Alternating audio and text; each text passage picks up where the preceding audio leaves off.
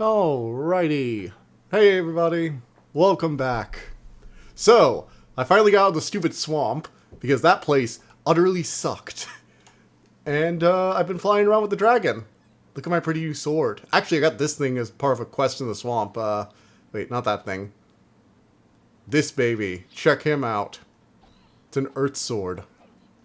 Look how pretty it is. It's not blue, but green is my second favorite color. Also, I figured out there was magic, but I actually couldn't unlock a healing spell. I went to the spellcaster, and I was hoping I'd have the healing spell ready for this one, but I didn't. Hey, Nerd Dragon, hey, Codin Assembly, and hello, Dawnseeker. Glad to see you, all three of you. It's very nice. Also, I can finally fly around again. The flying is mostly the same, although I think the aiming for the fireball is worse. For some reason, I think the camera makes the aiming worse. Oh, shit, I forgot to... To be honest, I've kind of been unconscious yesterday, mostly because I got like no sleep. I ended up waking up in the middle of the night on Tuesday evening, and I was wiped Wednesday, so I literally got home after work and just went straight to bed. And then today I had other stuff to do because we actually have work.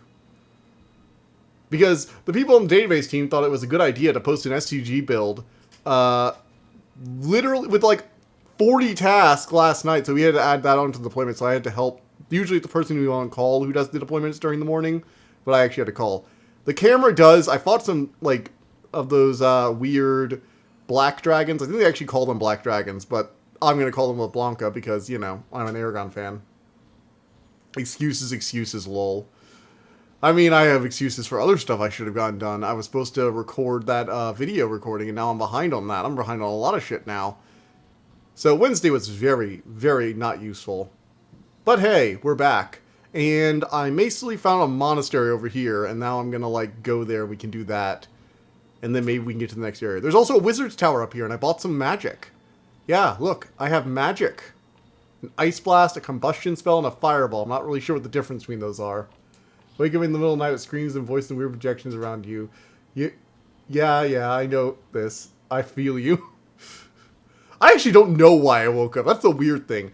I was supposed to wake up for 7 so I could go, or 6:45, and I ended up waking up at 3 a.m. and 6:45, and I have no idea why. Or not 6:45, at 6 o'clock, and I have no idea why. Actually, the 6 o'clock one was really annoying, because I was like, oh god, I'm about to get up in a little while, and I tried to go back to sleep, and I just couldn't, and then my alarm went off, and I'm like, well, I dozed there for 45 minutes. Ugh. So we have this big monastery. Ooh, we got the monks chanting. Hey, mister. Ooh, the Grand Savant. We can go speak with the Grand Savant. Hello there. He looks exactly the same. As you can see, we have many great works preserved. Ah, when you reuse the model. Area of interest is in our local history. Should you care to hear some of it, I would be happy to oblige. You guys want to listen to the history of this place? You know, okay, look. If you're gonna make a secret entrance, make it a little less obvious. Like, first off, you could tell that it's going to be, like, raised up. I mean, come on. Is this not a secret entrance bookcase? It doesn't even have any books. Dragons, mighty and powerful, but living among humans, like children questioning weirdness and foolery of this world.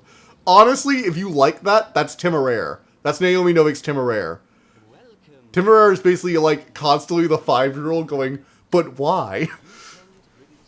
And this is in, like, Napoleonic England, so there's a lot of but whys for him to ask. Okay. Oh, also I found out in this game you can actually get your weapons repaired, so if you have good ones, you can actually keep them around, which is nice. It's ghastly. We have them locked up now in the catacombs. But they murdered poor brother. Wait, the skeletons? Folio too. Chop the poor man to bits. Chopped them to bits. It sounds as if you have them contained. We cannot leave them like that. They may be monsters now. Crass and dull as they are, they were men once. They used to be part of our order. Cause them to rise in such a state. We must put them to rest. It is an insult. Don't tell me you not be like that sometimes. Yeah. Sometimes. I feel like everyone on the internet has just like wandered into a scenario and been like, wow, Alto stands for this is stupid. he can let you in. Just for you, TDL, I will repost the songs in the comment section of this video. Thank you. I'm gonna need something to listen to tomorrow. Hopefully tomorrow will be nice and quiet. Brother Alto? I need you to let me into the crypt. The great tome be praised. Yay! To resolve this abomination of a ghost story then. Yep, I have. I love how, like, it's not... I do like how it's a little unusual. Yep, it's a secret door. I called it. I called it. Here we are. I beg you. Use the utmost. Like, even the bookshelf around it doesn't have any books. Like, is it supposed to be that obvious? I don't understand. What's the point of a secret bookcase door if you don't even load it with books? Or even, like, fake books? Like, you know, get, like, some carvings that resemble books from a distance. And then, you know, fill the frame with books. I don't understand that. Why even bother making it a secret bookcase if you're not going to actually put books on it and make it hidden? Just doesn't make sense. Absolutely no sense. Oh, I have to do a save. Oh, and I discovered a little trick. It doesn't work all the time, but apparently if you just walk backwards while swinging your weapon wildly, a lot of the enemies will just, like, take a blow, stun, let you walk back, and then run towards you again. It's how I cleared out the swamp, honestly. Although, I did fight a goblin boss with, like, glowing claws. Apparently he was also able to do the new edition. They haven't gotten around to it yet. To be fair, they did just have the dead rise up, so they might actually have just been about to pave over this. It might have just been a regular, like, chain door or something like that until recently. That's a fair point. I had to fight some skeletons when this thing popped up too, so I've had to fight them before.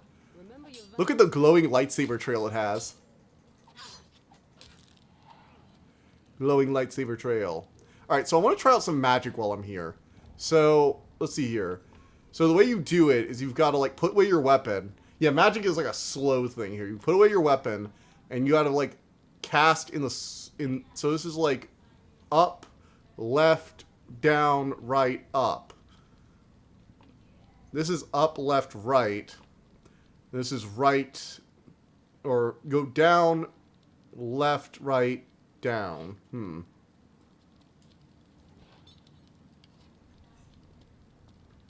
Alright.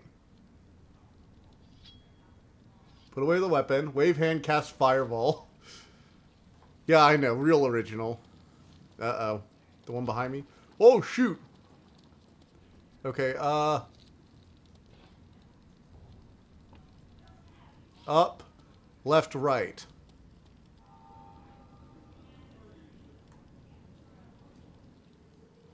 Shit.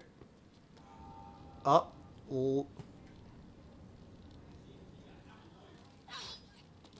Ah. It's not gonna let me cast. Having to stand still and cast with enemies actually bearing down on you is hard. Whoa. Oh my god. YouTube randomly starts... Okay, this is a weird bug I'm having... Oh, shoot.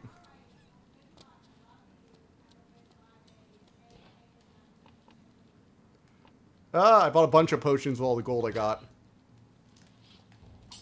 God damn. Maybe you should learn how to cast before facing an enemy.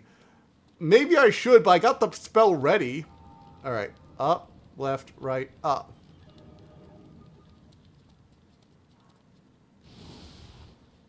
Oh, that's cool. So once you have it armed... Oh, so you arm it first. Okay, that makes sense. Whoa. Did I teleport? That's cool. What's going on with the visual effects? I think I broke the game. I don't think I'm supposed to... What the... The man is no-clipping. The man is no-clipping. This horrible, horrible man is no-clipping. How dare he? Alright, let's try this again. Whoa. Nice, Mom. So, you gotta, like, arm the spell and then cast it. I got it. Got it. Okay, that makes sense then. So I should probably, like, arm spells before combat starts. I wonder, it would be interesting if nowadays, games such as this with fighting systems, no stamina, but also craziness of Devil May Cry, such as this one. Maybe with some Bat Motherfucker Alucard.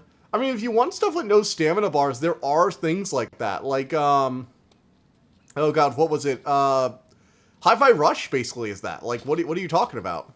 I mean, it's not the same, you know, it's a little bit different, but it's a similar kind of system. It's more Devil May Cry, though, than RPG, I will give you that. Or something. Once I get the Rejuvenation spell, it's probably what I'm going to end up using a lot of my magic on. Uh-oh. 2 of them.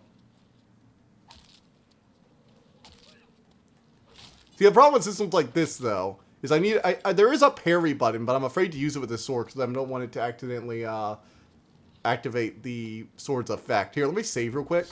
And I'm going to try and see if I can activate the sword without, if I can parry without activating the sword. Because I did figure out how to parry. That was one of the other things that got me through the swamp area. Okay, so I can parry. Cool, cool. So I have this shield. And I can parry with my weapon, but I'm assuming that also got me some damage. So I'm going to try parrying the skeletons. Oh, shoot. Never mind. I was parrying with the weapon earlier, and that worked well. I thought it did. It even, like, made them, like, bounce off. Maybe I don't use the shield. Maybe the shield is, like, purely blocking? Because I was parrying my weapon earlier. I hadn't had a shield back then. I mean, it's less damage, but it's still damage. At least it's less damage. And I do have a lot of potions now, which is fortunate. Is there even a way to play this like Devil May Cry? Not with the same level of action, no. Uh-oh, what happened? Wait. Oh my god, this is the lighting. I think it is. Let me see. No, wait, it's not the lighting. The torches went out. Oh, that's kind of cool. Wonder if I can, like, set them back on with a fire spell. Okay. So we have a mana potion. Let's try and reactivate the torches. Like, what are you talking about? I mean, it is. It's a character action game. Don't know what else you're talking about. I mean, it is a rhythm. It is a bit of a rhythm game on top of that because it uses the rhythm of the song to kind of match your attacks. But it has that kind of Devil May Cry style action. Then there's also Bayonetta, of course. Let's see. So let's summon. Oh, you can also just summon it via your menu. That's nice. All right. Well. All right. Let's see if I can...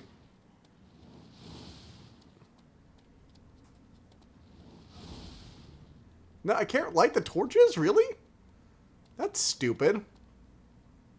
Why even give me a fireball spell here? Sorry I'm late. I was out with my ma for 2 hours. Won't be here long, though. I'm busy moving in stereo. Hey, Nerd Dragon. Hey, Dio. Well, I'm a little annoyed that we can't light torches. That kind of sucks. Oh well, we got our Earth Sword. I like it when games let you use magic for like environmental stuff and not just like actual physical damage, you know? Like burning things to clear environmental hazards. Maybe another spell will work later. Maybe. Maybe we'll get one at the end of this or get taught one. I thought like the sorcerer is the one who's going to be teaching you all your spells with like the magician or wizard we saw.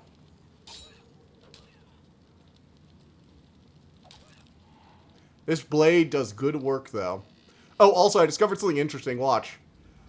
Wee! Follow me items! Orbit around me! Yeah, apparently when you hit the Y button, it just makes the objects, like, follow you. One of the interesting things I learned from trying it out, actually, was that I could have picked up this sword and left the skeletons in the room that it locked me in once I picked it up, when I first got it. If you just, like, run away with, while after hitting the triangle button. What I've been talking about is grounded combat that is not being Souls-like with stamina and stuff. I mean... Grounded combat, no stamina. So you're not over-the-top combat like Devil May Cry or Bayonetta or any of those games.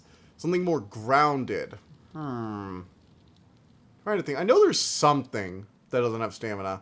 I know the stamina craze got really, really popular, but I know there are games without it. Trying to think of one, though. That is a little tough. Like this one, basically. Batman games? Yeah, the Batman games didn't have any. I mean, those are fairly old now, though. Like, the Batman games came out for the Xbox One I mean, the Xbox One, the PS4, like the last ones I think came out on PS4, or that like Arkham one. The last Arkham Knight one came out on the PS4 when it launched. That was like a whole console generation ago. Nearly two. I played Bayonetta for the plot. What plot? It's a fever dream. My dude. Alright, this seems to be the only way forward. What kind of building is this? Like, why? Why would you build little arches? What is this? Who designed this catacomb? I'm actually asking. Okay, I don't think... Yeah, I think that's just Fall to My Death Pit. Batman games were entertaining. Life's the same, I'm moving in stereo. Am I supposed to understand this reference? Gods. What would be a good game like this in the modern day? Ah, I was trying to do a ledge grab, but I jumped to the side instead of, remember TDL. The religious temple, do you not understand art? Well... Oh, I saved really close to it. I saved really close to that ledge. Alright, I can do this. I can do a jump. Well, wrong button. God, these controls are freaking annoying. Dawnseeker lol. Alright. Jump and grab. Oh my gods. What about the Tomb Raider games? They were slightly more recent, I think. I mean, those were first person though, so not really third person. There's got to be an indie game that did it, right? I'm trying to think of everything I've played lately, though. I mean, even most of the... then again, I tend to go for Souls-like, so most of the games I play would have that stuff. Huh. Fire Ring. Weird. Oh, fun. Uh-oh.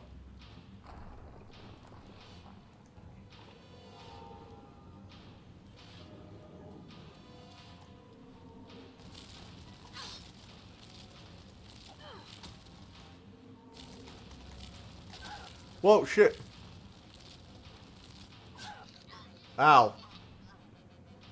Drakan, please. First you say DMC, then you say it needs to be realistic. Pick one. Yeah, DMC is kind of the opposite of realistic. That's why I immediately went for, like, Hi-Fi Rush as a comparison point. Okay, Bayonetta 2 is even more mommy overload fan service. Yeah, I've played Bayonetta 1 and 2, although I will say Bayonetta 1 was the one I drove me insane, because I was the kind of person who didn't want to leave until I at least got a gold or platinum trophy, and that stupid Harrier rocket level drove me mad. Drakan didn't. Anyway, realism is not the point here. Actually, one of the other things is that Drakan 1 definitely had better flight combat. It took me forever to kill that goddamn Lith Blanca in this one.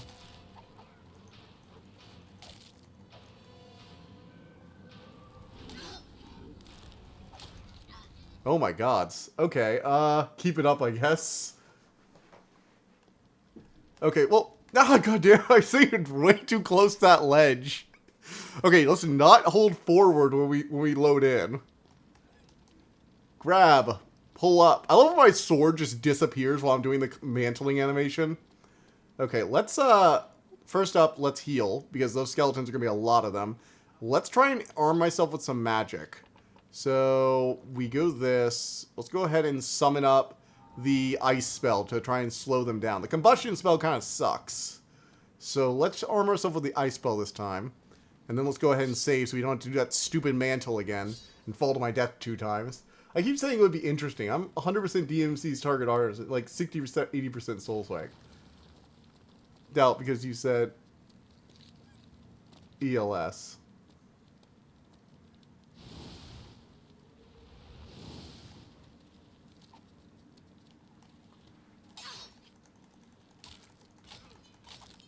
Yeah!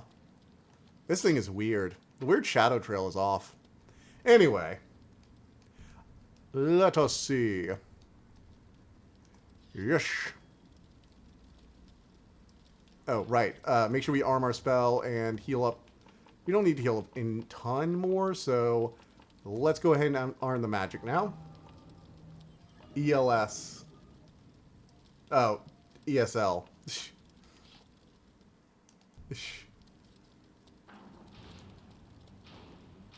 Sorry. I am actually only looking at this like out of the corner of my eye, I have you know.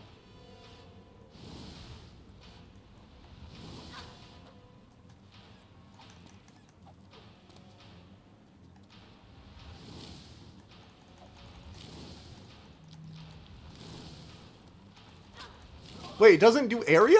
It's only doing one of them. That sucks. Wait, so the magic doesn't, like, hit all of them in a row. It only hits one of them, but I don't really have a good targeting reticle. What the... I don't even... Ugh, this really sucks.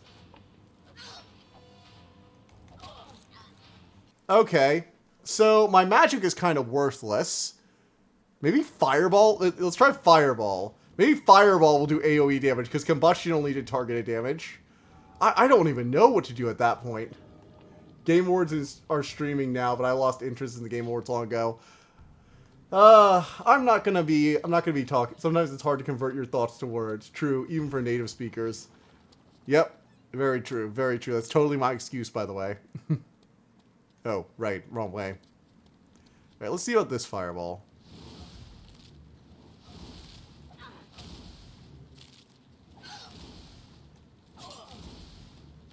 Oh my god, this does piss damage.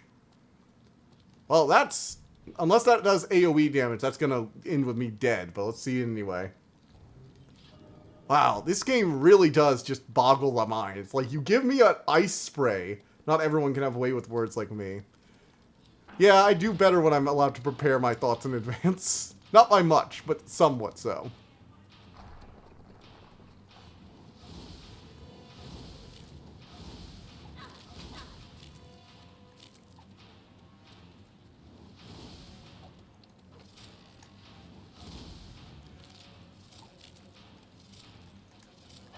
Oh, I'm out of magic.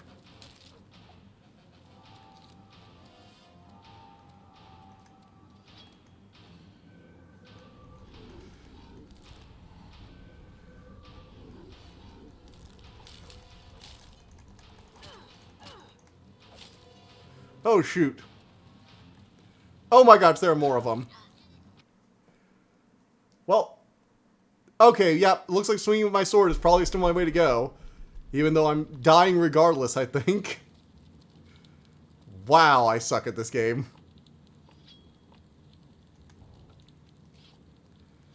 Okay, let's do this.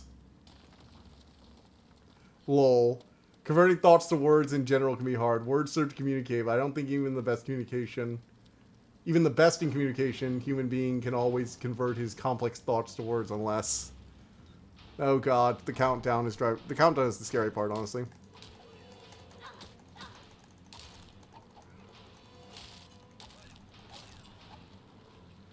Oh my jeez, are they just gonna respawn infinitely?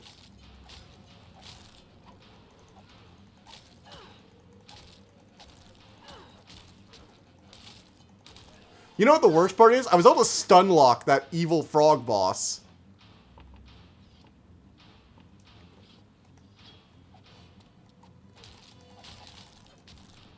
Like, he didn't even actually put up a fight. But these frickin' skeletons are gonna keep coming, aren't they?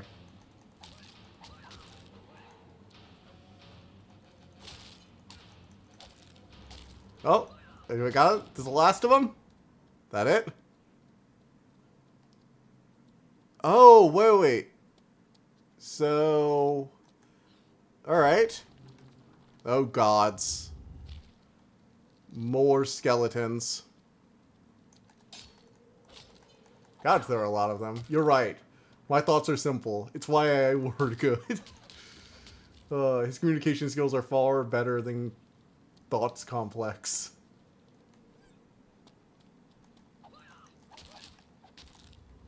Alright. This blade is, like, single-handedly keeping me alive.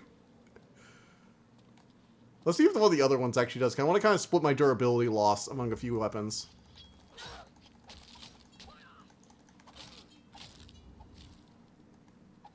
This thing is nice. Cost me a few thousand, but... Oh wait, it's health stealing too. Sweet.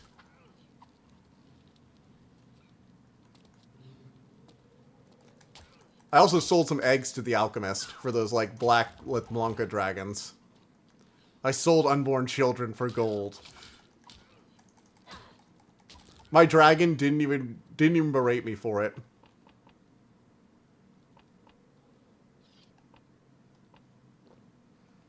Humbleness is a virtue I admire.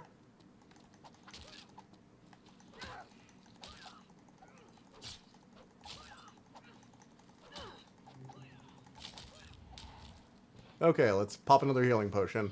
God, so I'm actually gonna need all these healing potions I bought. Oh. How could you, you monster? Wait, what the? My God! Wow! Oh, gods, I didn't even save. What is wrong with me?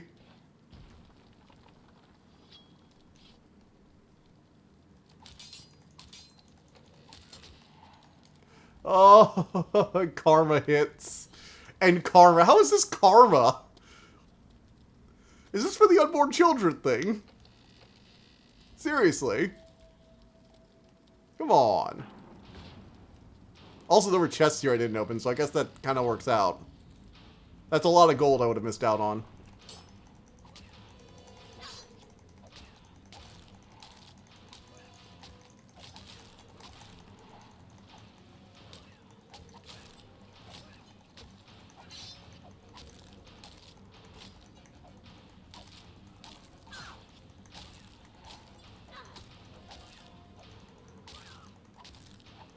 Alright, this good old strafe and whack. I don't think of myself as humble due to my massive ego.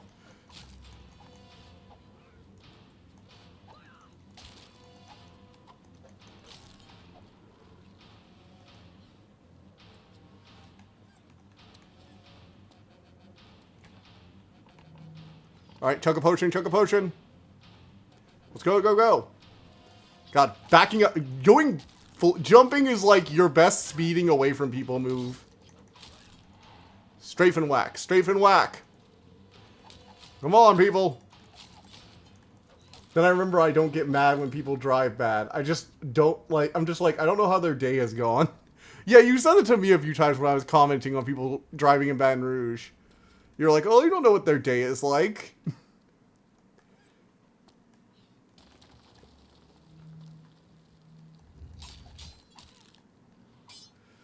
Oh, dualism of a human being is fascinating. Oh, yeah. Honestly, achieving creativity, that's my favorite trait. We can create so much shit.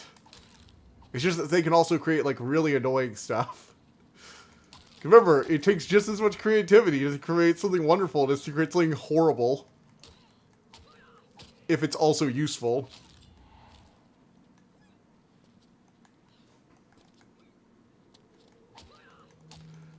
Someone created a beautiful work of art, and then another person said, but yeah, but what if we didn't let them actually buy it? And we just, like, licensed it to them forever.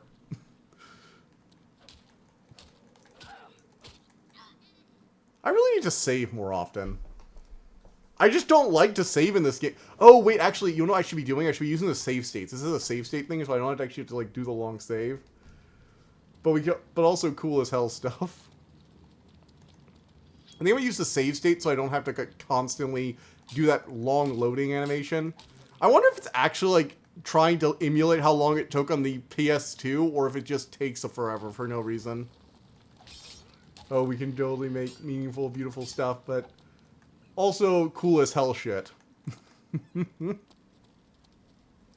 Got any examples of your favorite cool as hell shit?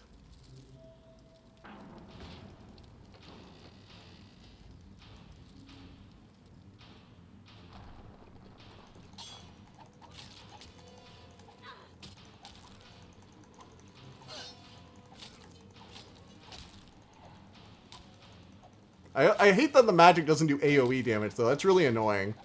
I was really hoping I could just, like, fireball these room of skeletons. Or just, like, ice blast them, you know?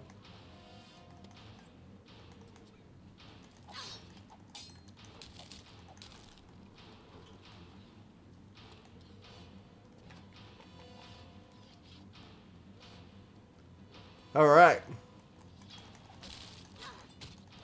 At least they're all... Actually, it's kind of funny. My sword is better at doing AoE damage than the magic. Because my sword can hit multiple people in a row with its swings. But magic cannot, even when I'm like, firing out a stream of ice into a horde of them. That kind of sucks. I hate that mage builds got nerfed. Hey TDL, have you heard the Doc Hat series?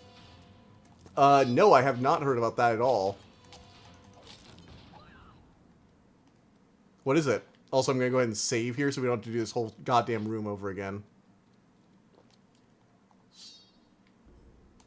Do a hard save, too. No, I haven't heard of dot hack infection. Mutation, outbreak, and quarantine. What is it? Devil May Cry or Hellsing? Oh. Honestly, a Hellsing game would probably be sweet. Actually, I'm kind of wondering now if there is one already, because it seems like such an obvious thing to do, it's not even funny. It's just a little sad if it hasn't been done yet. There's actually a game series that simulates an MMO. Wait, that simulates an MMO? That's definitely a unique genre. It's like, oh yes, we're not an MMO, we just simulate an MMO's world. Do you have to micromanage the dungeon drops so that players keep coming?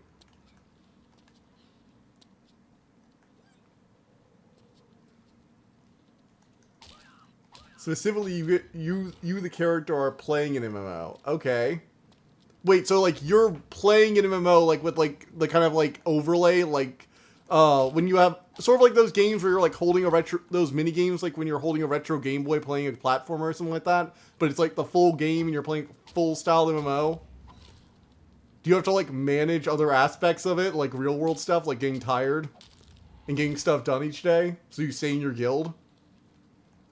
I mean, I'm not sure I would enjoy doing that, but it's definitely an interesting idea if somebody did it. No. Okay. Then how is it simulating an MMO then? Is it just like a filter of you're watching the screen?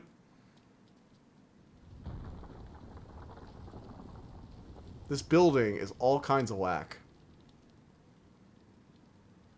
Alright, we're going to go ahead and save state this. Alright, got it. Ooh. Oh yeah, I've already been here. There is a Hellsing game. It's called Devil May Cry. Well, I mean, yeah, but I meant like an actual Hellsing licensed game. Because again, it seems like such an obvious thing to do. Like, how are you not making a game where you're playing as the overpowered Alucard? Hell, you even have like a character you can have build up with Ceres Victoria. So like, it doesn't really seem like there's a reason not to. You get to kill Nazi vampires. Why wouldn't you want to play a game like that? This is a single-player MMO with cooler fighting, usually. No, this isn't an MMO. MMO fighting is, like, generally more cooldown focused, where this is just, like... This is like an MMO if you had to actually, like, swing your sword for each thing. The thing with MMOs is they're pseudo-turn-based things, where it's basically a turn-based system, but it's in real time. You have to actually get the timing down as well. But with this, it's like... Not really. There's a lot more preference on like things not auto-hitting. That's the thing with MMOs too, is like you can run away from an attack in an MMO, but it's already hit you. You just don't know it yet. The miss or hit is based on a dice roll, not where you are positioned, unless it's an AoE effect. Huh. It's a demon skeleton with horns. Why are you raising these corpses? I don't know. I'm not sure. I just know the MMOs I've played. So, what? That would be, I think, World of Warcraft. I've played RuneScape a bit. What are some other ones? I've played some, like, weird ones, like, what was it, like, Evertale or something like that? There was another one I played that had 3D graphics and looked like it was, like, a third-person action game, but it was still the same thing where, like, you fire an attack, it doesn't matter if the particle actually hits them or not. The dice roll occurred when you did it. Oh, so he gets the fire AoE. Wait, that's the fire AoE from the last game. How come you get it? That's so unfair. Oh, look, I'm stun locking him. The boss got stun locked into oblivion. To make some room for that. Out of room. Oh, I don't have any room. Finally, I have an AoE attack, though. That's good. Any in the last 10 years? Let's see here. 10 years ago would have been 2014. I played World of Warcraft about 10 or 9 years ago. Now I have played a non-RPG MMO. Iron Club 8. No, I got that Steel Club there. I don't really need that. Steel Club. That club is weak. Flame Strike though, nice. Does Babylon count? Because I've actually played that recently. Have anybody played Classic Adventure Quest recently? I played every once in a while for the nostalgia, and because it's a permanent license for your account, it's not a subscription, so I like to cover it. Oh, I played Wizards 101 again. I went back and like tried it, but my account got deleted, so I had to start over, and I just did the free area. That kind of sucked. But that wasn't like really that fun, unfortunately, because I found out my account got deleted, and I was mostly upset about that the whole time. I think Alucard would too overpowered to translate into a game, but then again, I think it's a good opportunity to make unique DMC fighting style where you have some attacks, but you're also a summoner with interesting ways to take down enemies. Overpowered characters, though, are not necessarily limitations in a game. Like, you could have some crazy fights still. I mean, what is it? Star Platinum is like really overpowered. Doesn't stop there from being a JoJo fighting game. Or you can have, oh god, what was the ones that did like overpowered character? Bayonetta is overpowered. She's an overpowered as crazy character. She kills gods. She killed God. And like fought what is essentially Satan. And like generally just whoops the ass of anything that comes into contact with her. Just do it as like a character action game, and oh boy, Alucard will be able to just whoop everything in his way. I'm imagining some real crazy shit. It'd be fun. And no, Chaos Legions only count as Devil May Cry Summoner game. Kite's friend takes him to a newbie-friendly area to help him get used to the game, but they unexpectedly encounter a high-level monster chasing a girl, and as you are leaving the dungeon... Oh, you can't accidentally attack NPCs. That's good. Huh. This guy's weirdly talkative. So you have nothing to say about me, just clear your dungeon. Alright. Fine, just recite poetry at me, whatever. So, it was a devil of bone that lurked behind I mean, that's not a... This is a dark Yeah, twist of kind of. fate. I mean, it had the devil horns. What it foreshadows, I cannot say, but I must inform I'm trying to think of another game, though, that has kind of like MMO. Because Wizards 101 is different than a lot of MMOs, where it's like a card game almost. And it is fully turn-based. Yeah, I haven't actually played like a modern MMO, I guess. Then again, I played World of Warcraft, and that's what most modern MMOs are based off of. I'm not sure about Final Fantasy. I should try it out, maybe. If I have... Well, okay, I say that. I'm not going to be able to try it out. I don't have time for an MMO these days. Well, that's why I say the abilities of character in a show could make for some unique DMC clones. Yeah, you could definitely get some weird shit going on with TV show characters. I actually think that despite their reputation for being either complete trash or amazing, licensed material has a lot of potential. Like, a lot. I'm just not sure that developers... Like, I'm not sure licensors want to use it. I'm pretty sure there are plenty of developers who would love to try out some stuff. I'm just not sure the licensors are okay with it. Or they'll charge reasonable amounts for it. Actually, I've been thinking that Naomi Novik for licensing the Temeraire license for a video game could be kind of cool. Because in that game, dragons aren't just like, have a dragon rider, you have a full dragon crew. Like, it's a full-on crew style thing where you have like everyone all aboard a dragon. So you have like a bunch of gunners, you have a main captain, you have big tents, underriggers. Middle of combat, you might have to repair the rigging or stop packages they're trying to deliver from falling over. Only like the really small courier dragons have single riders. And even then, some of the smaller couriers might have like 1 or 2 flight crew members. There was an Aragon game. Yeah, but we don't talk about the Aragon game. We don't talk about the Aragon game. God, that game was terrible. Oh my god, I hated it so much. Well, to be fair, I only played the shitty Game Boy handheld version. I didn't actually play the console version. So maybe the full-on like GameCube PS2 version was better. I wouldn't know. But yeah. That must be the outpost. This looks bad. How can you see shit? It's raining like crazy.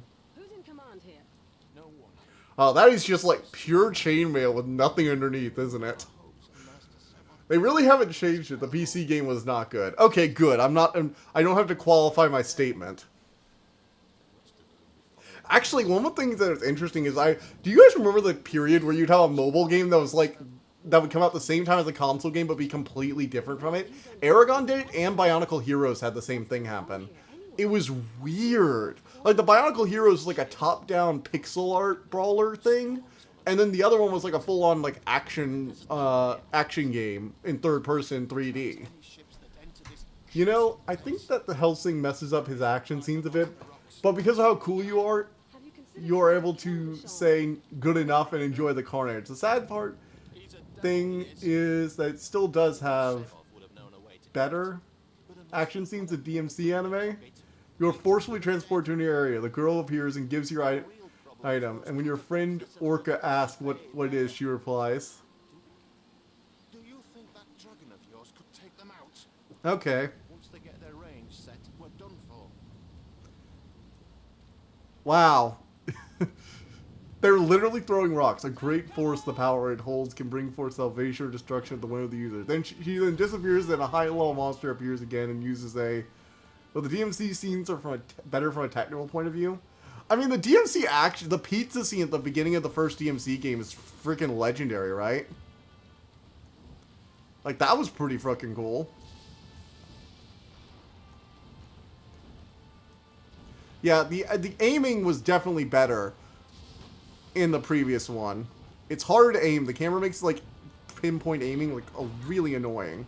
Also, trying to do the fire breath. The fire breath does not have, like, the same level of, like, just extreme hitbox it had, where it was close range, it just melts anything.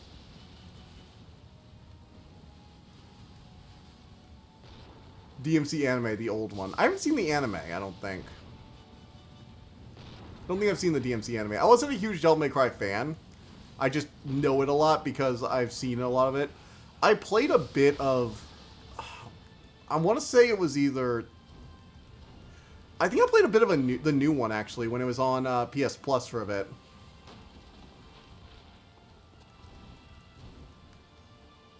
Because I have PS Plus because I play Bloodborne Online, and that's basically the only reason. Well, that and Elden Ring, I guess.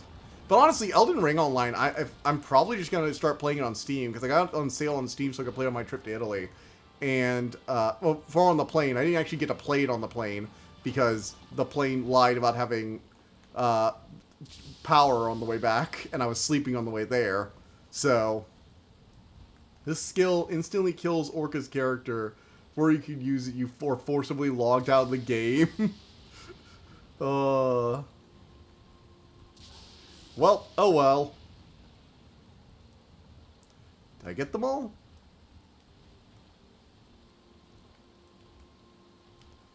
Alright, let's land and see, look around. Take a look around. Oh, we can come in here.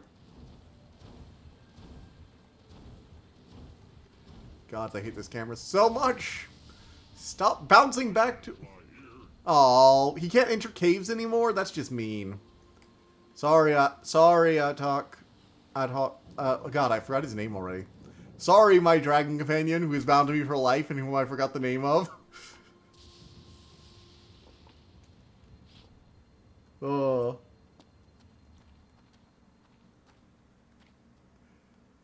Skill instantly kills Orca's character when you go ask Orca in the real world what happened to you. Find out he fell into a coma. Oh, so it actually, like, real... It's a whole die in the game, you die in real life thing. Got it, got it. Some full-on SAO. Why your chat refused to show this message? Which message?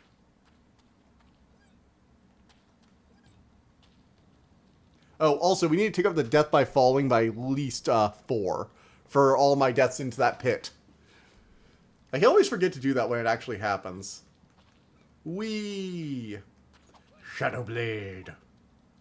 Ooh. So can we get in there, or... No? Okay. Good to know. Same game series predicts both Log Horizon and SAO. Oh, you know about the other Trapped MMO thing. Good. Good for you. Knowing about Log Horizon instantly takes you up several notches in my book. I say SAO because it's more clearly recognized. I actually do really like Log Horizons. I watched that a while back. It was so good. Also, I've gotten more and more pissed with SAO ever since the end of the first season. I actually was a big SAO fan because I was fairly new to anime outside of like very generic stuff when I first came around, but that series has fallen. SAO Abridged is good. I haven't watched more than the first season of SAO Abridged, but at least the ending of SAO Abridged season 1 didn't leave me actually angry. Oh, I can't even use that yet. Don't have the skill. Alright, got another hat. Cool. It's like the whole gimmick of SAO was we're trapped in a game, get to level 100, and then it's like, hey, what if we just cut it off like 30 floors early? About the DMC anime dub on YouTube. For games, DMC is the same level of crazy action scene, and gameplay itself is another crazy action scene. Okay, how do I get him to...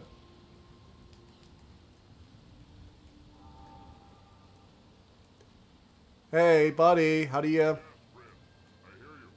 Oh, it's R3? God, that's weird. Alright, finally, buddy. Popping down. Really need to check out more comprehensive summary of games, because I really didn't just do... I didn't really do it justice by explaining it. The stakes are greater than SAO. The stakes are greater than death. Okay. Oh,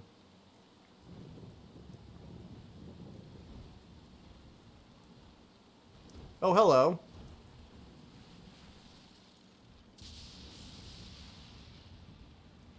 Oh, I set it on fire. No, I didn't. Oh, there's a ship. Let's look around here, see what's over. Maybe we can find some shops. We also find some... What? I'm right here. It's like I didn't call you yet. She did, though. Alright. Ooh, we got a scepter. I love how you'll just find random items that are just like stacks of gold for some reason. I don't even know why they did it, because they have stacks of gold that can go up pretty high. Did I miss some of those, like, cannons? Like, there are still some, I guess, that I haven't gotten to yet? I thought I dealt with all of the catapults. SA only had the lives of the people in the game at stake. Oh, this has the lives of everyone in the world. Oh, because I'm guessing if the world gets destroyed, then everyone else, the world dies in real... Oh, that's actually kind of interesting, because losing isn't just 10,000 people die. Losing is everyone dies. I'd heard of sailors' graveyards, but I never gave it much stock. Just thought they were myths of the sea. What are you talking about? Sailors' graveyards. Welcome aboard. You best talk with the captain if you've got questions. Alright. Let's go talk with the captain. Welcome aboard the Raging Queen, lads. What can Captain Fandril do for you? Trying to get through to Ravenshold. We were told we could find a guide here. We were headed down When I south. think about trapped in video game anime, is that Yu-Gi-Oh! is less restarted. GX, XD, We can clear the and I know it's not probably the most retarded season. That's actually the most recent reveal. GX is the best season. Also, when you're doing trapped in a video game, Yu-Gi-Oh! Already did it. They did it in, like, the first series. Oh, geez. Me and YouTuber stopped working again. Fun. With everything they could carry. Why they'd Don't you love it when that happens? but I'd surely like them back. If the Gruul caught them, they might still have the charts. I'll keep my eyes open. I'll keep my eyes open for the charts. Hey. Got it. Got it back. Let's see if I can get actually working again. Alright. And yes, it's moving its mouth again. Fine. I don't know why. I'm really hoping my new CPU means this won't crash as much. I think it's overloading my CPU. Dual Monsters is better, I think. GX is the best season, and I will not... DX is the best generation of Yu-Gi-Oh!, and I will not hear such blasphemy from you, Nerd Drakan. I thought we were on the same page here.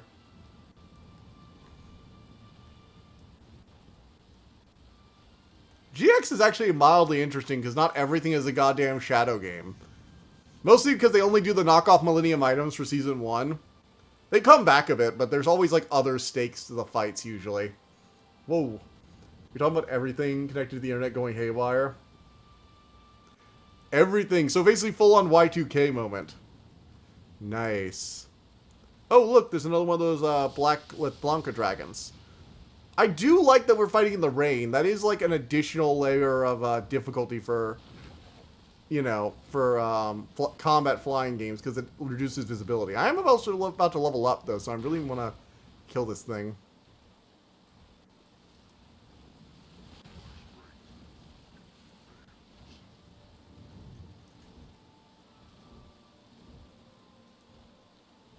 Ah, so close, but no. Oh, and I can finally drink health potion on top of a dragon. That's actually you know what? That is a legitimate benefit to this game. I will not deny that. This game did that one thing. I can actually drink a potion while flying a dragon. 5Ds is still remarkably good. Like, it's weirdly intelligent for a Yu-Gi-Oh show. I'm not saying it does everything it does well. It's very heavy-handed with its metaphors, but it does have some actually deeper stuff going on under the surface. Just a bit. Not too much. Can't have too much thought. The, like, evil psychic cult thing was actually kind of interesting. And I kind of liked the Dark Signers arc. Like, that whole part was really good.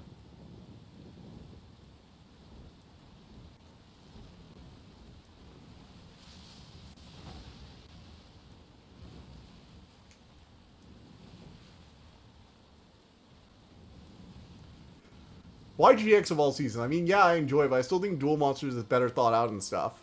Dude, Duel Monsters pulled stuff out its ass. Also, I like that Jaden doesn't just automatically win everything. He loses, like, multiple times. Not just in filler arcs. He has actual room to grow and be interesting. Also, side characters are pretty interesting, too. Don't get me wrong, Kaiba is still king, and there's a reason they brought Pegasus back literally in one of the episodes. But, like, a lot of GX's side characters have room to actually be their own characters and do their own things. Like, Tristan and, what's her name? I forget the female girl character's name. They functionally do not duel, and the few times they do, they lose. Like, Tristan is famous for having lost every duel he had in the original series. The other people actually get to do things and win matches. And, like, even during the first season where they're doing the whole knockoff Millennium Items thing, all the other characters get to take part in shadow duels, and they win duels. Like, they actually get to fight. One of the, like, the oh shit moments was when the vampire lady came out to claim their key pieces, and the first one, Professor Crowley, loses, and then Zane duels her, and he loses, and that's a big old shit movement, because he matched Jaden to a tie, and so it actually has stakes, because he actually won matches, not just some rando who got knocked out of nowhere. So when, like, things like that happen, there are actual stakes. It's not just, oh, look, he beat Joey again. So yeah, it's very nuanced, and the games take place 2 years after the anime Doc Hack Slash. Okay. Cool.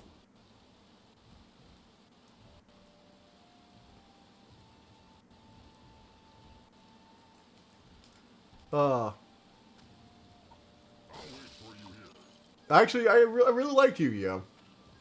When you said GX makes you question the logic of that world multiple times, still by Yu-Gi-Oh! Standards. I mean, like, as long as you accept that this one card game is, like, popular enough to essentially run an economy, which you functionally have to, given the way Yu-Gi-Oh! Goes after the first game, and it was basically doing that at the first game. I mean, this was a company who literally bought out a city for a tournament. Your card game has to be, like, world famous. Your card game has to be, like, the most popular thing on Earth for a stunt like that to be feasible. Yeah, I know it was just Kaiba throwing around money so he can get the Egyptian god cards, but, like, he had the money to do that, and he was making money off his duel discs. Like, a lot of money. Like, Yu-Gi-Oh's logic has been screwed from the start. I mean, think about it. This is a card game that led to the invention of hologram technology. In the first series. Like, we started out and it went from full-on hologram arenas to full-on dual discs in, like, what, a year at best? what, it's probably like a year since the beginning of Duelist Kingdom where we see like the first tournament being played on like this state-of-the-art dual hologram arena, and then like a year later, Kaiba has invented full-on remote dueling technology that uses a satellite uplink to beam holograms into real life. I mean, sure, they had, like, the whole, you know, holograms where the hologram projectors were, like, shot out of the dual disc, which they didn't have in later ones, but, again, your logic of realism falls apart real quickly when it comes to Yu-Gi-Oh!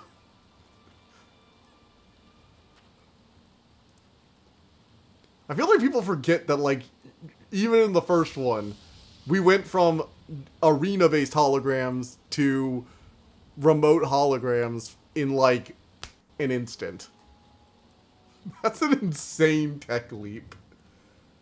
So yeah, Hackslot.sign is one of the anime I suggest you watch. Oh, and interesting, the games each came with a disc containing an episode from a 4-episode OVA anime series that chronicles the events of the real world.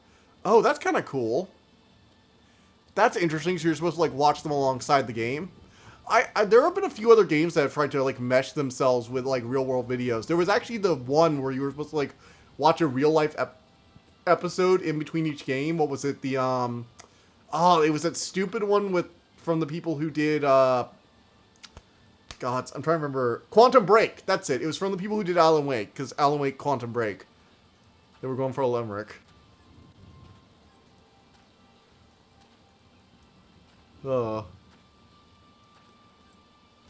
I think it's an interesting space.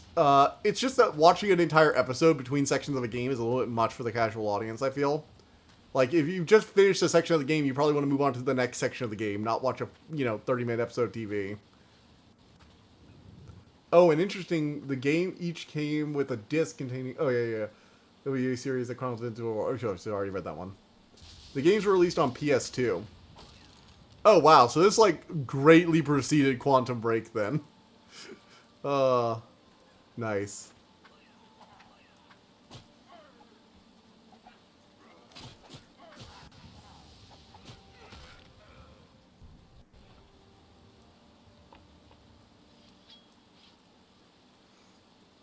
Rhyming couplets, not rimlets. Sorry, rhyming couplets. Rhyming couplets. Alright. Hey, buddy, can you pop down here?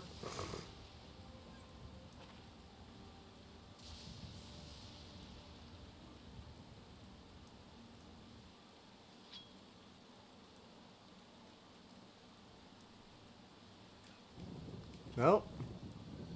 Oh, no, I don't want to waste a charge. Shoot. Wasted a charge.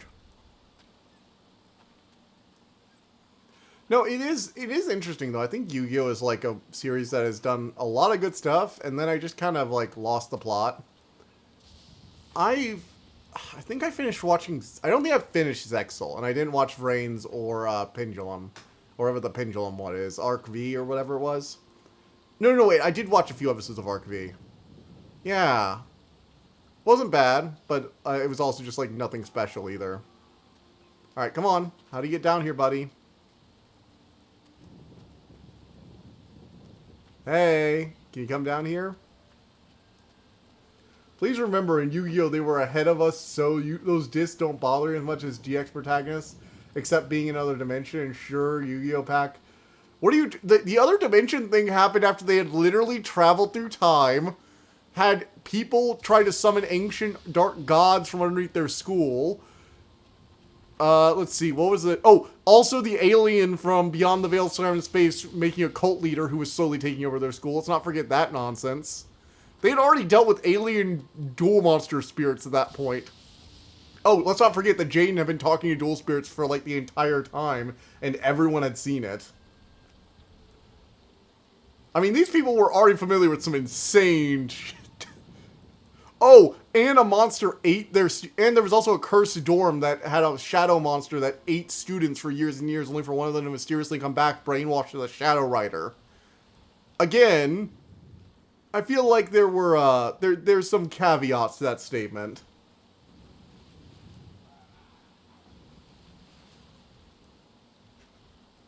Flame broil you, I say. No, is right. GS is less logical than original. catapult turtle. Come on. How is GX less logical than the original? You do remember the duelists from Atlantis who were trying to steal the soul so they could awaken a gigantic sea serpent, right? Like, I'm not the only one who saw that. Also, the virtual reality center run by the pissed off business CEOs who decided the best way to kill Kaiba was to trap him in a virtual simulation alongside Yugi and then murder them for realsies, SAO style. They built virtual reality just out of nowhere. There was also the, oh god, what was it, that other season? I'm trying to remember which one it is. There was something really absurd I'm forgetting for Yu-Gi-Oh! Oh, right! The one where they time traveled back to ancient Egypt, but it actually wasn't, and they managed to go back in time and do stuff without changing history. But it would have changed history if the bad guy won, but not no matter what they did. By buying all 4 games, virtual reality and murder are all things in real life. Not full dive virtual reality. Also, time-traveling ancient Egyptian artifacts are not.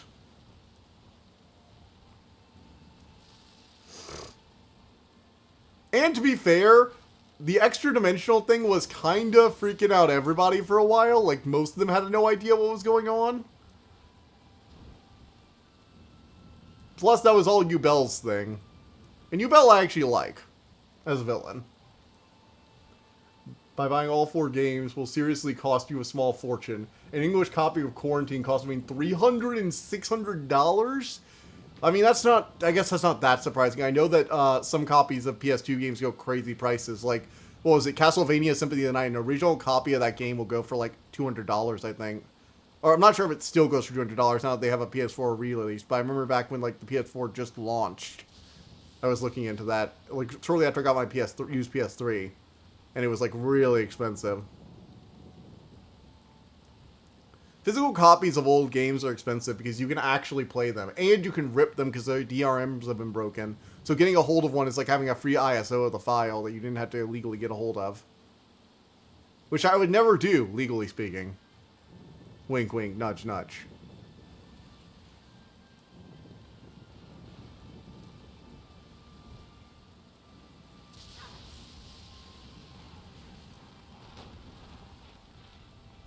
Oh look, another Les Blanca ripoff.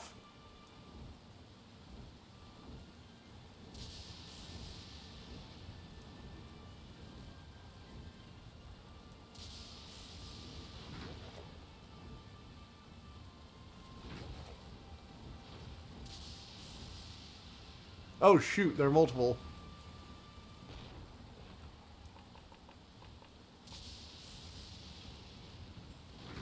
Alright, healed.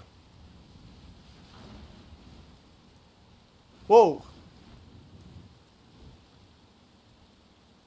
Damn.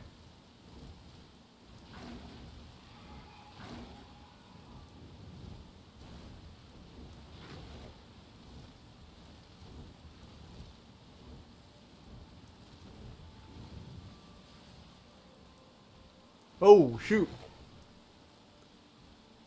Didn't say Yu-Gi-Oh! Duel Monster didn't have holes. I just think they have more digestible portions once you lower your expectation. Yeah, that is kind of true. Aside from the time travel one, I'd say none of them really, like, overwhelmed the viewer with information. The GX one's tip into alternate reality was definitely a tonal shift. Not gonna lie. But I did like the tonal shift, so maybe that's why I'm okay with it.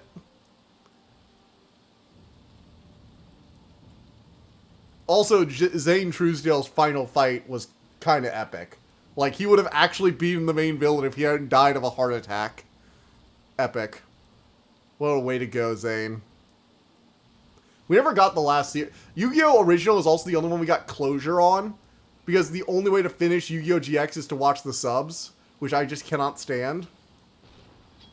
It's a card game. I want them to explain to me what the cards are doing. Because I can't actually read them properly. And trying to, like, read through the English translation of the cards always gives me a bit of a lurch when I'm trying to watch the show. I know that reading the card explains the card, but a lot of the cards in Yu-Gi-Oh! Aren't exactly fully readable explain. Oh god, they keep doing that.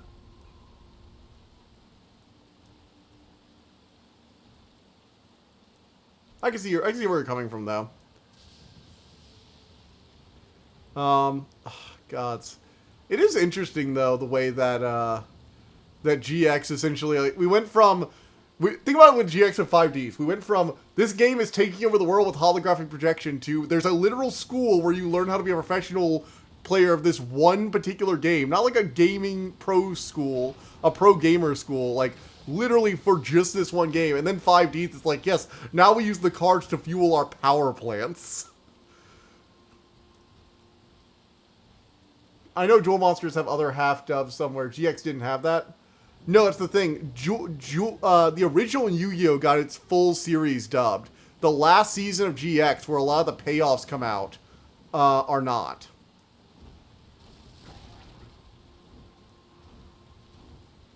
And it's really annoying, too, because you actually, like, when you watch the movie, where, like, Yusei, Jaden, and Yugi all get together to fight this time-traveling villain, who actually has relevance to the final season that also didn't get up for 5Ds, Paradox. There's a whole thing where Jaden is, like, working with Yubel now, and if you had only watched the original series, you might have wondered why the hell Jaden is back, and also how the hell he's talking to Yubel, and why everything seems fine with them.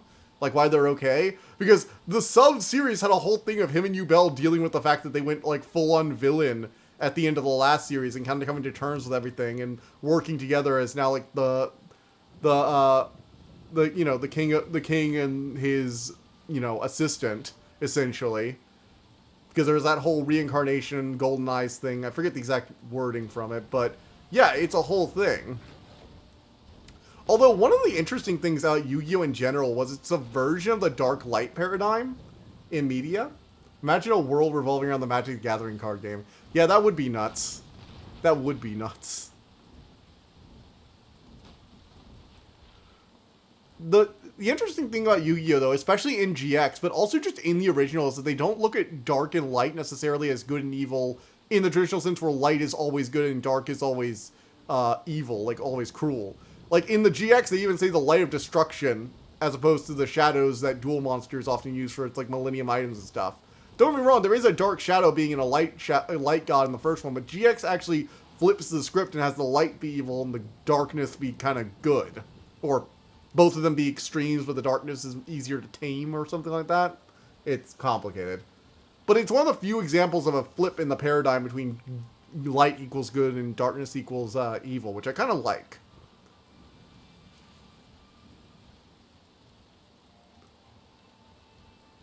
Also, I think a world revolving around Magic the Gathering would be a world where capitalism has gone horribly wrong.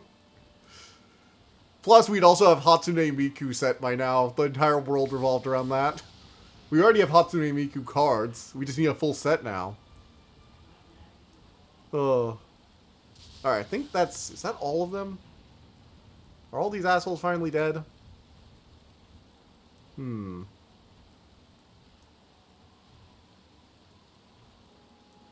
Nope, there's some up there. Oh, this is like a kill box. Goddamn, people. Whoa.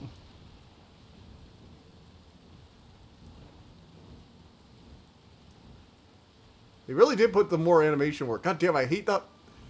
It's hard to aim.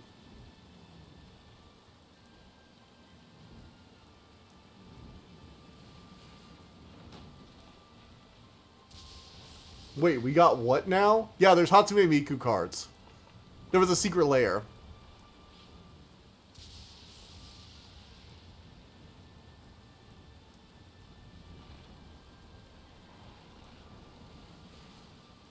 We also have Marvel Avengers cards. And Stranger Things cards. I would rather the world revolve around abstract, around classic abstract game. Maybe Connect 5. You mean Connect 4?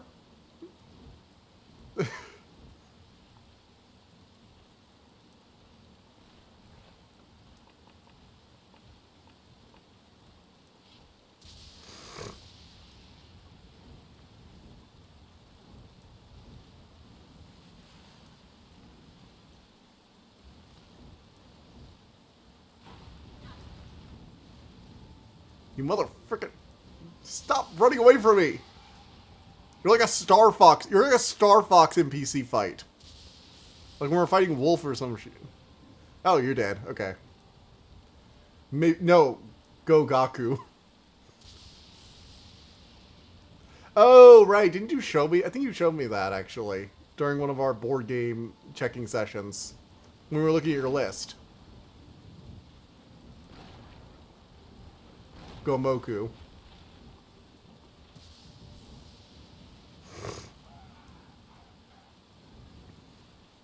You know, we've actually played, me and Assembly actually played Go for a little bit. We should do that again this Saturday, since I'm not going to have to get everything ready for that. Although, after we, you know, talk, I'll be, hopefully my computer is working by then, because I'm going to be doing an AMD upgrade. And I'm just hoping I can get everything set up. God, it's going to be a lot. I'm going to have to log into so many accounts again. There are so many accounts you don't think about logging in, because you're just already in them. I'm actually going to be going through and making sure I copy config files and stuff like that, or get all the settings information for a bunch of applications so I don't lose that info.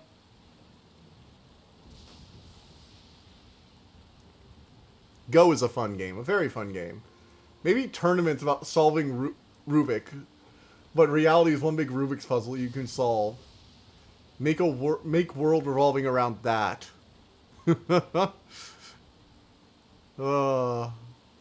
One of the things I find interesting, though, is that you could really tell that Yu-Gi-Oh! Is a card game that was, like, that was meant to be a one-off in a manga. Because remember, the original Yu-Gi-Oh! Wasn't about the card game at all. The card game was just one of the many games the creator put in there. There was also, let's play, you know that game Battle, when you play with a 52 deck of 52 cards, where it's like, you flip over cards in a row? Yeah, let's play that on the side of a building, and whoever loses falls to their death. Or Russian roulette, but for reals. With shadow magic. That's called cubics. There is a world revolving around that. Oh,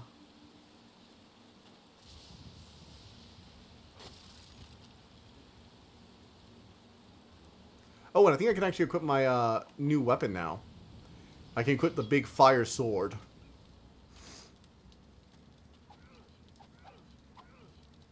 Alright, is there like a lever to get in this cave or no? Okay, well, ooh, there's a scepter over here, I forgot. Come on down, buddy. I need you to hop down here. Let me get on your back. Come on. Come on.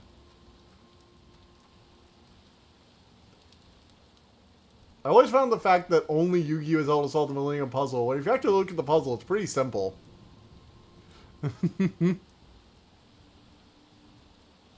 I mean, I think it was more that it was like an old artifact that had been sealed away.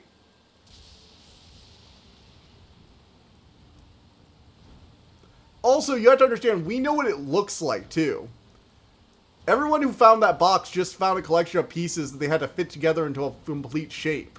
You know? They didn't even know, they didn't necessarily know it was even a pyramid. Or like a, what would it be, like a, yeah, I guess a pyramid shape would probably be the way to describe that thing.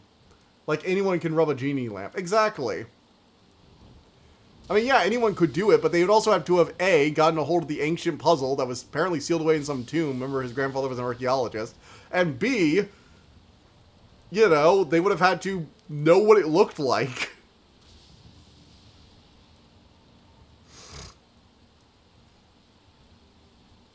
The thing I find interesting is that the Millennium items were, like, sculpted with the blood of a massacre or something like that, and they were cast in this giant this giant sarcophagus and everything, and it's like, okay, very dramatic. Why is one of them in pieces after you forged it? Because remember, it was called the Millennium Puzzle from the World Go, not the Millennium Pyramid or something like that. Like, that was its official name. It didn't turn into a puzzle after the fact when somebody broke it. That means that thing sculpted each individual piece with the blood of like an orphan for each one or something like that.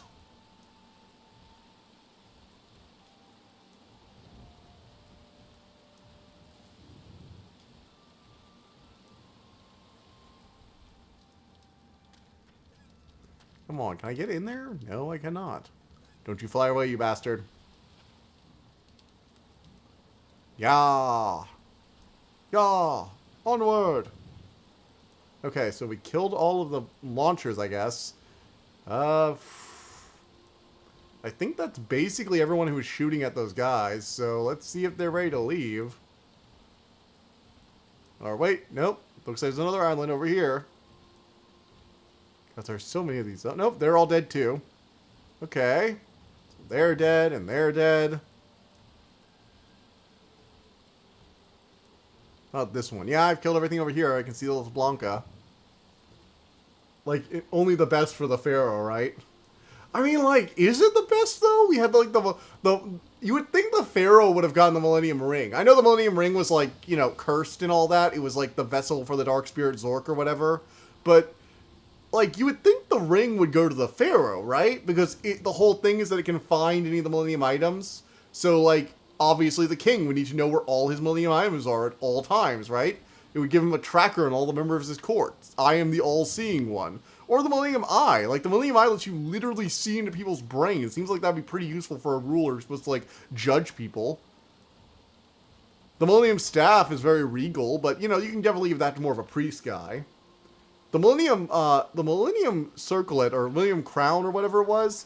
No, it was the Millennium Necklace, sorry. The Millennium Necklace could definitely go to another member of the court, because that's, you know, pretty basic. But, hey, why not that one? I mean, seeing the future seems like it'd be pretty useful, but yeah, maybe you want to give that to your local soothsayer or whatever.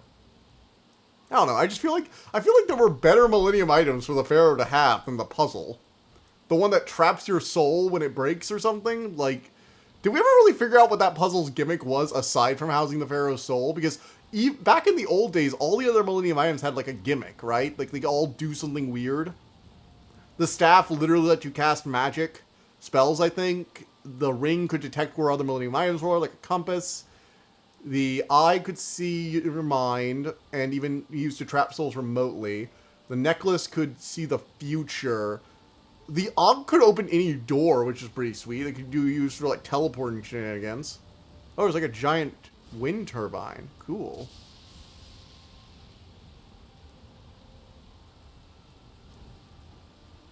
I don't know. Maybe soul preservation? I guess, but, like, did they know it could do that? Because, remember, I think it only, like, sealed his soul after death. And if I remember correctly, I mean, I know his father had it, but his father was, like, the Pharaoh before him. He was the Pharaoh who had it forged. Atem wasn't the one who actually forged the Millennium items. It was his asshole dad, who murdered all those innocent civilians in order to forge his mystical items. So why wasn't his soul locked in the thing? I know the real answer is because story reasons, but still. I don't know, it feels like that he got the Millennium Puzzle was the most generic of them all. Like, it was the one with no real powers. Yet the Millennium Puzzle can basically counter any of the other Millennium items ever created. Can it? If it does have that ability, let me know. But, like, he certainly couldn't counter Pegasus's reading his mind. He couldn't stop the lady from seeing her future. He couldn't stop that door guy from traveling when he was near him. Like, it didn't seem like it... Even if they say that in the show, it didn't seem to actually have that effect. You know? Alright, how do I destroy this thing? Because I'm pretty sure I need to deal with this nonsense before it ruins everything.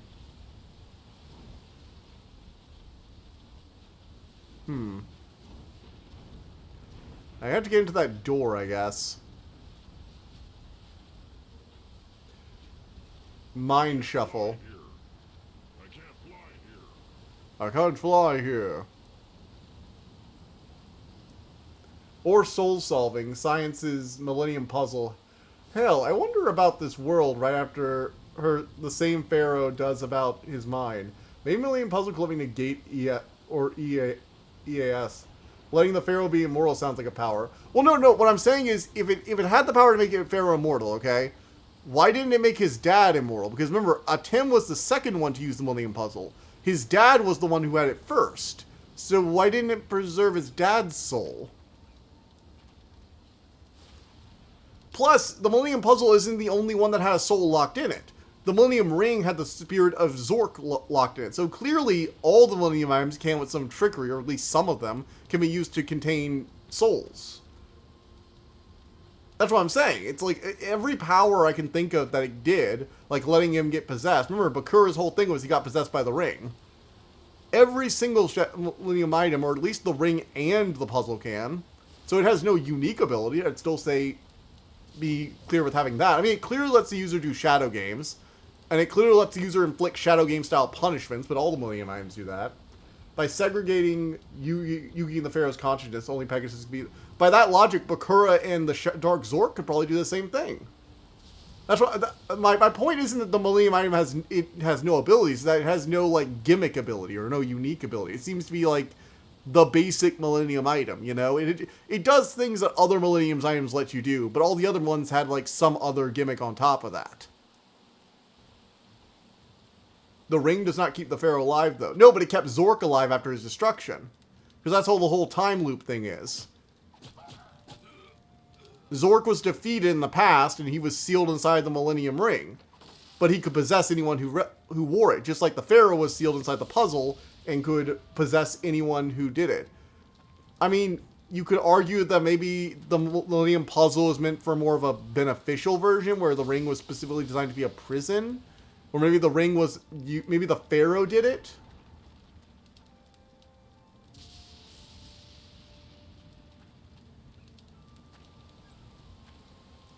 Yeah, I guess that's...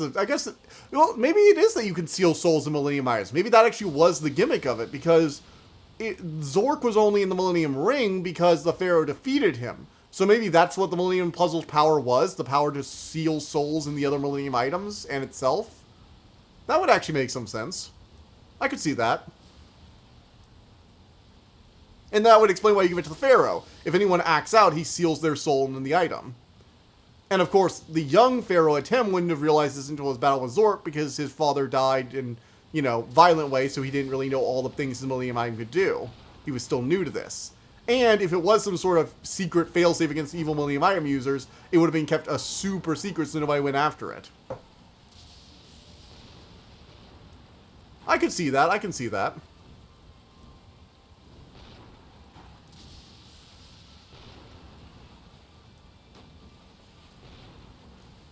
Again, I'm basically guessing that it can do that based on the 2 instances we've seen.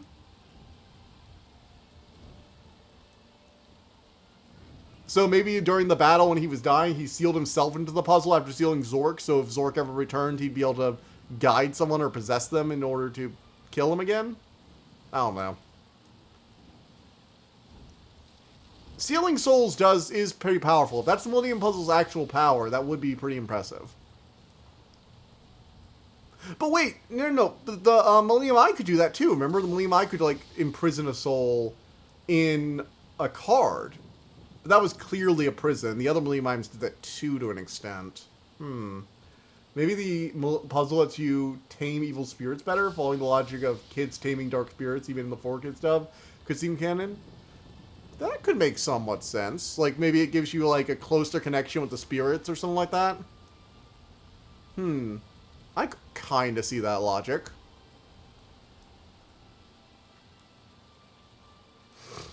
I do know that all the Millennium Items gave you a sort of resistance to other Millennium Item effects, and also a resilience or connection to the spirit world to an extent.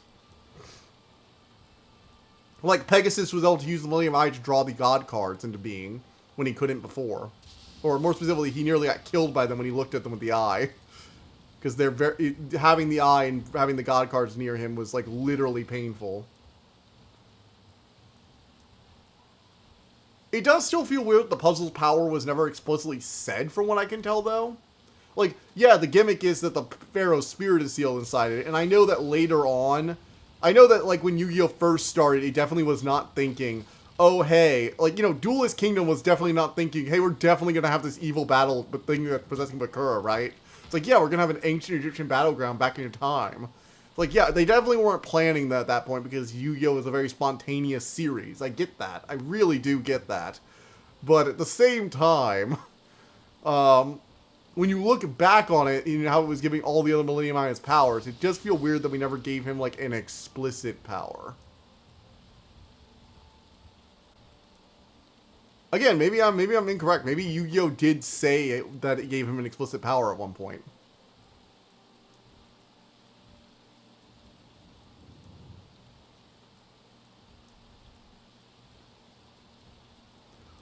Fun fact, would you have committed the massacre to gain any of those powers, by the way? I actually want to hear from you guys. Would you have committed a massacre of an obscure Egyptian town in order to gain the dark powers of a god and destroy your enemies? Let's say in this scenario you don't know that the Dark One Zork is playing you. Pegasus made a bullshit deck for himself, so what is the point of the eye? At this point, I mean, I know he has been gifted eye earlier, but like, how much does it with bullshit deck design just for creator? Honestly, the most bullshit Millennium item is the one we never get to see in a duel. You know that, right? Imagine the necklace. You literally see the future.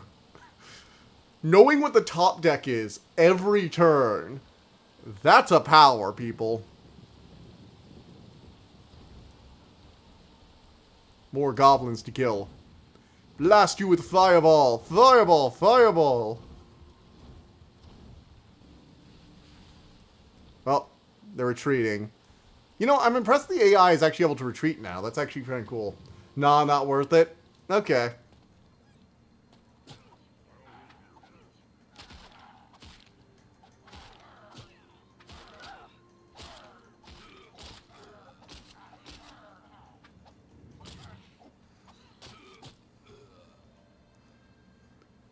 Alright, I should probably save. It's been like a really long time since I saved, and I don't want to lose all that progress. Nah, not a future. Destiny, and you can break out of it. I mean, if you have another Millennium item, sure, but if Pegasus really wanted to go after the thing that would let him, like, win any fight, then again, I guess he went to, what was his name? The guy with the key? I forget. He was the guy who had a turban and who also had, like, the Millennium key.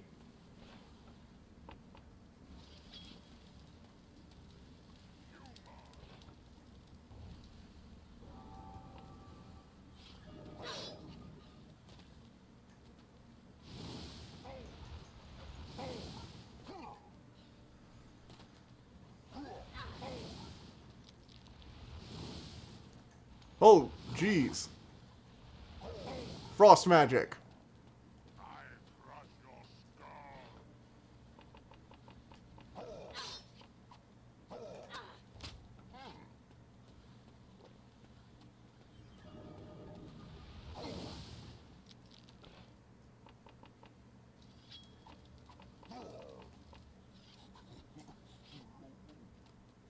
Oh, shoot. Wait, why did he run away?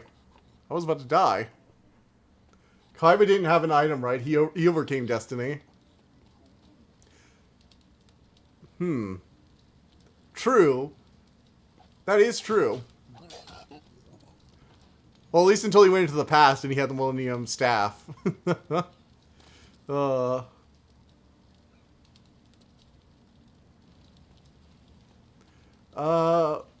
what was the other one? Merrick was the one who had the staff during like most of the fighting. Did the staff have an evil entity inside it, or was that just like Merrick's dark side or something like that? Because I'm trying to think of other items that had an entity. It's like, wasn't Merrick like pseudo-possessed? Or was that just like his evil? Or was that also Zork all over again?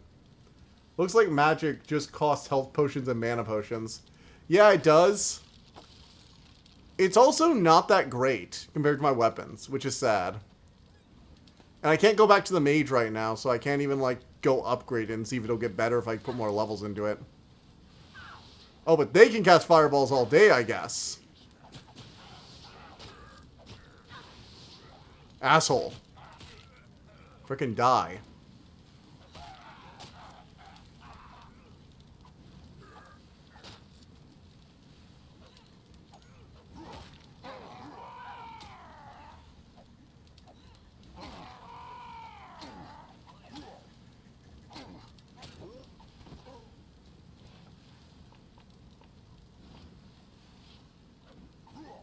Oh my.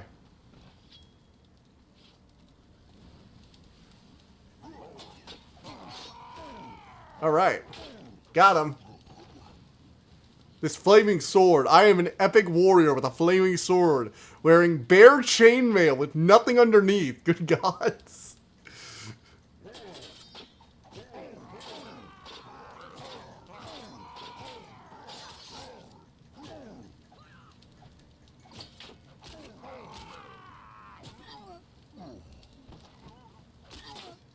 Oh, they even try and run away, but I leave no survivors. Look at that. Look at that. It wasn't the staff, it was the millennial. Sorry, fellas. English doesn't cover this world. Polish translation of a bridge introduced the name for that staff. Oh, was it scepter or something? Oh, I don't have room for that. Let me see if that's actually better than the bow I have right now. This is a long wooden bow. Let's go ahead and drop that. I hate that the armor actually takes a slot in your inventory, so if you want better armor, you gotta, like, eat up 4 inventory slots in a big block like that, which is really a pain, so you can't turn items sideways. Let's drop this. Out of room. Wooden longbow. I think this is literally just the same bow, but I think I've shot a few arrows with it, so the other one would have... Let's see. Yeah, they're both the same, actually. And neither of them actually have any uses, so might as well. Just keep them like that. We're gonna hot slot, hot slot.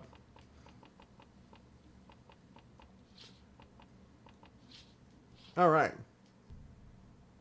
Let's go. Okay, so now I can slot these so I can actually, like, use them. Now I can quick access my potion. That's probably a good idea. Let's go ahead and do a little bit of saving. That's my save right before I left the Shadow Mire, because I was told I wouldn't be able to come back. Millennial Scepter is funny, too. Yeah.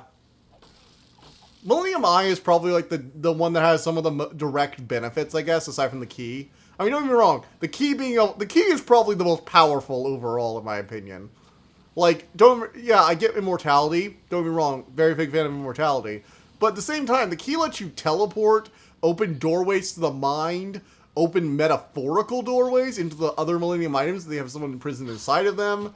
Like, the key and the eye have some of the biggest direct advantages on a moment-to-moment level.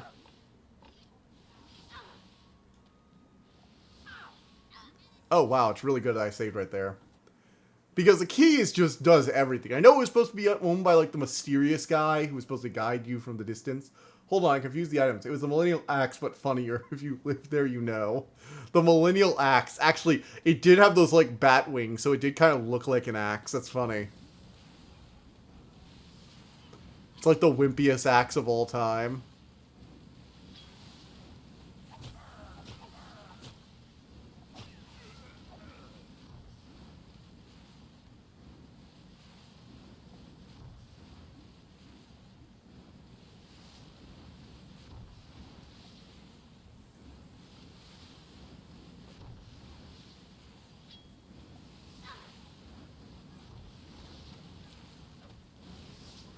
Oh, you asshole. Oh, shoot.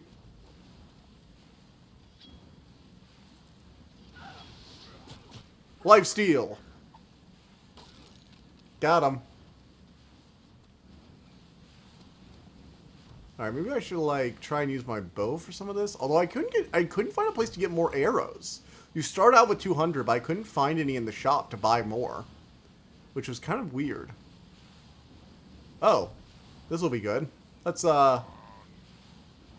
be very careful. We don't want to fall to our deaths.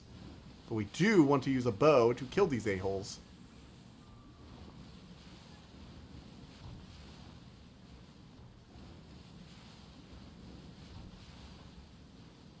Okay, so let's pull out a bow. Oh wait, no, my arrows did... I guess the arrows refill between stages? Okay, maybe the arrows refill automatically between levels, like when you go through a transition screen. So I was looking for a new place to get more in the shop, but now I have 300 rather than the 200 I started with. Maybe it's because I increased archery a level too, so maybe... Oh, okay, that could be cool. So you get like 200... Oh, 100 plus each level in archery, because you start with 1 level in archery. So it'd be like 100 plus another 100 for each level in archery, maybe. We'll have to see if that's true, and or if you just get a certain amount per stage. This is one of those RPGs where you can't really go back to old areas, from what I can tell. Or at least that's what's happened so far. Oh, shit. I was pointing forward. Why on earth did it jump backwards? I literally pushed the control stick forward as I jumped. What I think about it, trapped in video game animes is that Yu-Gi-Oh! Is... Oh, no, that's the Streamlabs thing being, like, ages behind because I haven't been scrolling it down.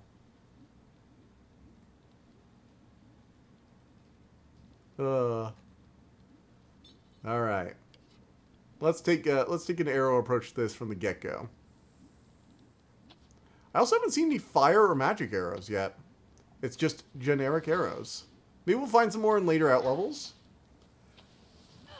It was Millennial Axe, but in mountain slaying, mountain parts of the country. Woo.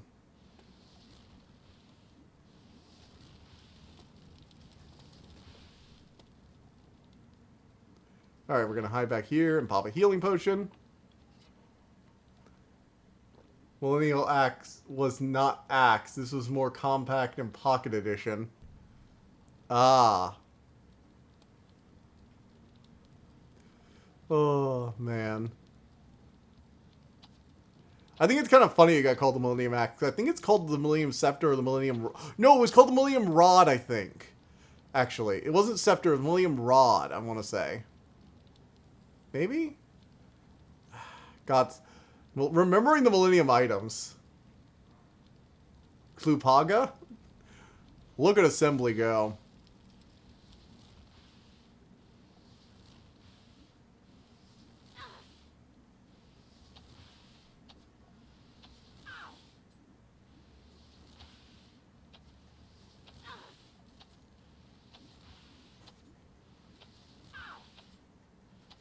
Alright, finally dead. Now for this bastard. Arrow to the knee, biatch. Yes, thank you, Assembly. What did I miss? I was too busy letting the good times roll and moving in stereo. No problem. Millennium Kuluaga. That's the Polish translation. You know, it actually sounds more mystical when you say it like that. I guess it's just the foreign language. No, no, no, no, no! God damn it. You know what? I'm just rushing it. Wasn't worth going after with arrows.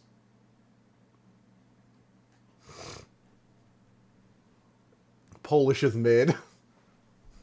We had a very long and in-depth discussion about Yu-Gi-Oh!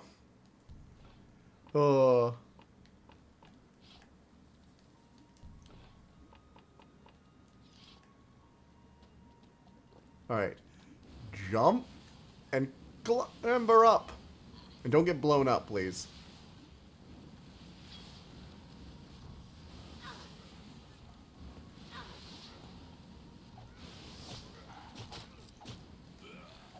All right.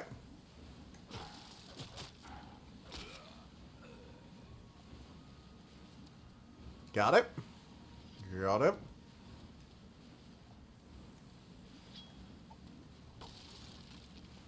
Let's go. Yu-Gi-Oh! Is cool. Yu-Gi-Oh! Fans are funny as hell. Do you mean fans of the show or fans of the card game?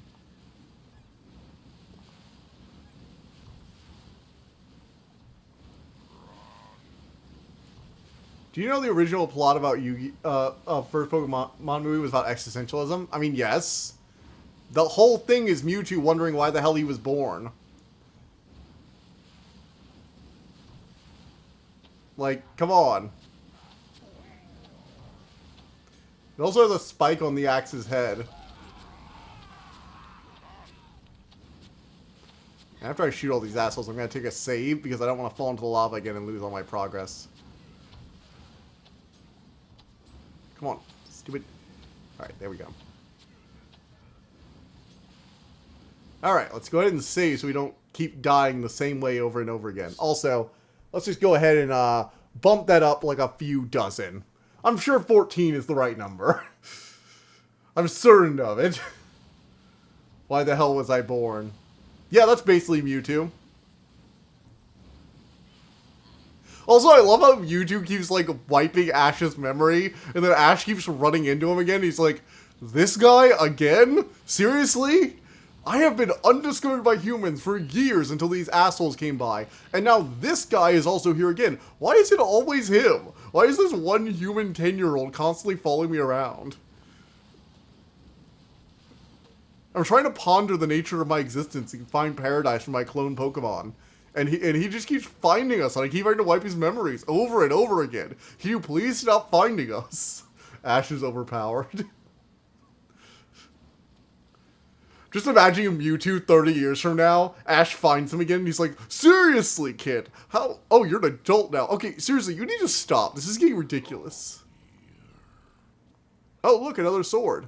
I'll need to make some room for that. Yeah, it's probably pretty special, too. 4K stuff for inserting messaging about occurring differences. I don't really think it's that. I think it's more the cultural destruction thing. Let's go ahead and drop the mace. I'll need to make some room for that. Steel Greatsword. Ooh, my. Do I have skill level 4? No, I do not, so I can't even use this yet. But it'll probably be expensive to sell. Ash stalks Mewtwo. Ash wants his meat. Wait, what? I'm sorry, wait, what does that even mean? Oh my... I hate that so much.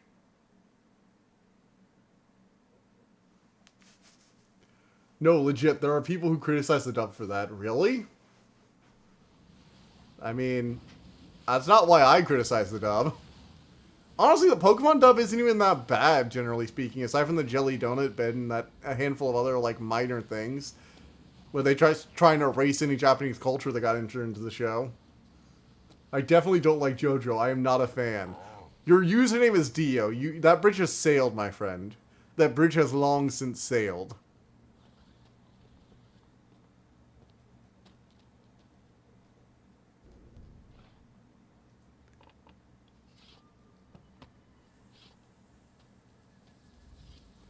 What is it? Because Mewtwo meet me here, so DJ thinks this is funny. Pokemon dub and sub are both good in their own ways. No, I don't like JoJo. Your name is Dio JoJo. Oh, you're Dio, so obviously you hate JoJo.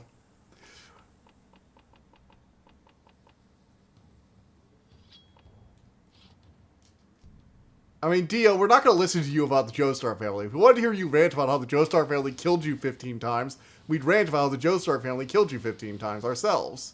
Because it's kind of funny. Drakan, I am objectively funny.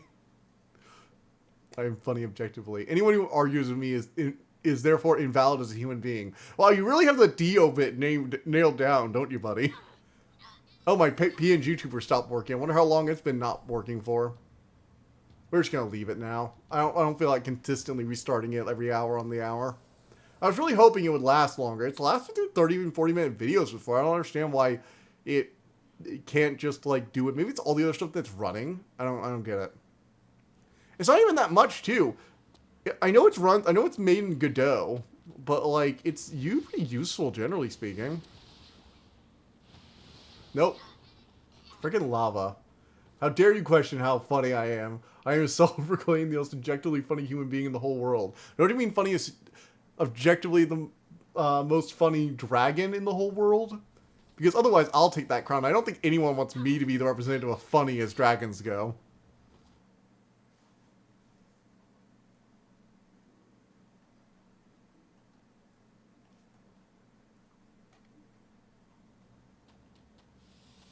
Alright, no, stop doing cartwheels to the side just because I tilted my stick like half a degree in the direction left to right.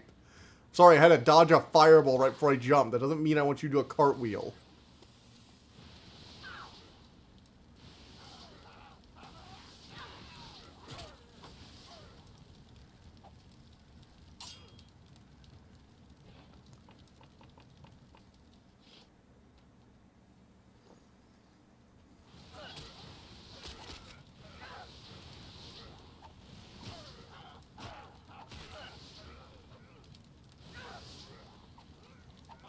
Alright, finally. Die already, you asshole. Nerd Dragon, what do you expect from someone to what? I was talking in name of DJ.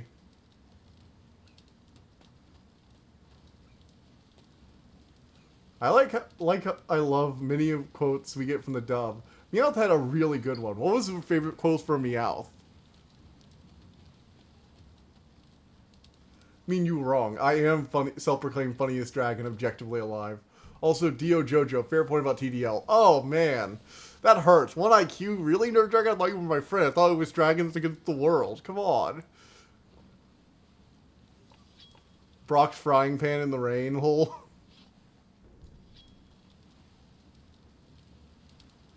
Oh, look, it's an enemy over a long gap. Why don't we just pull out our trusty bow and arrow and be a coward today? No, not like... Oh, god damn it, I wasted an AoE. Wasted one of my rare fire AoEs.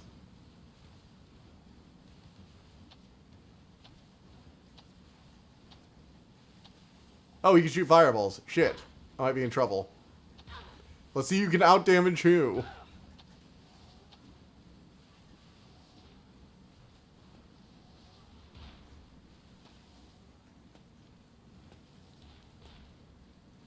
Okay, well, he can definitely outdamage me.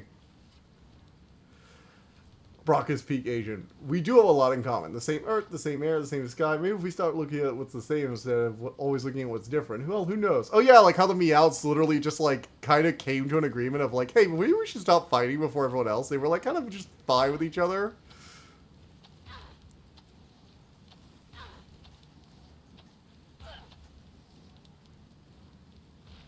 My god, this is gonna take a while.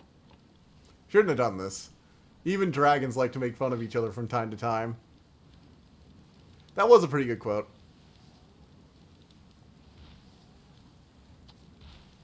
Oh, I can actually dodge these by putting the effort in. Does make my aiming reticle go crazy, though, because this is also the up and down. Oh, got him. Took long enough. Gonna go ahead and save so we don't do that again. Is there any rumor of Ash's mom? Just curious. Come on, you know the answer to that question. This is the internet. Yes, with Mr. Mime. I hate that he's right. I hate that he is right about that. Ugh.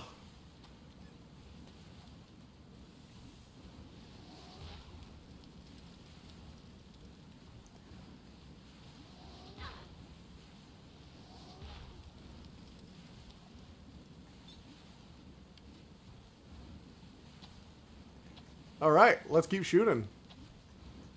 Thank you kindly, fellow dragon. My dragon ego is pleased. Although he's not even doing anything, I just found a glitch in the enemy's AI. Apparently can't see me through the tiny little crack. I'm actually impressed with one thing. The hitboxes are fairly accurate to like where things actually are. Which sucks when you're trying to swing a sword at something that's like right below you. But it's also very nice when you want to shoot just around an object.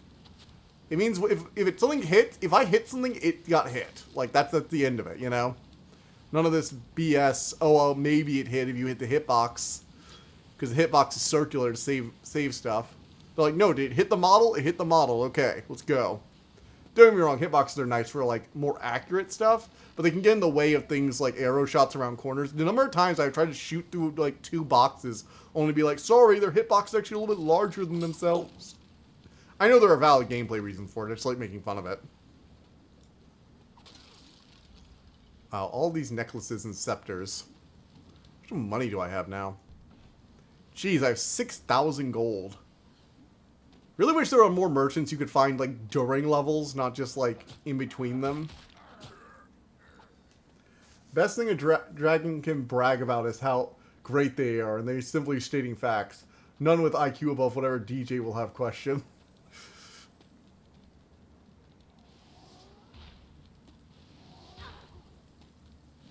I love how my jumping is hitting the roof. I actually can't do a backflip in here. It literally just, it hits the wall and it just bounces off. I hit my head.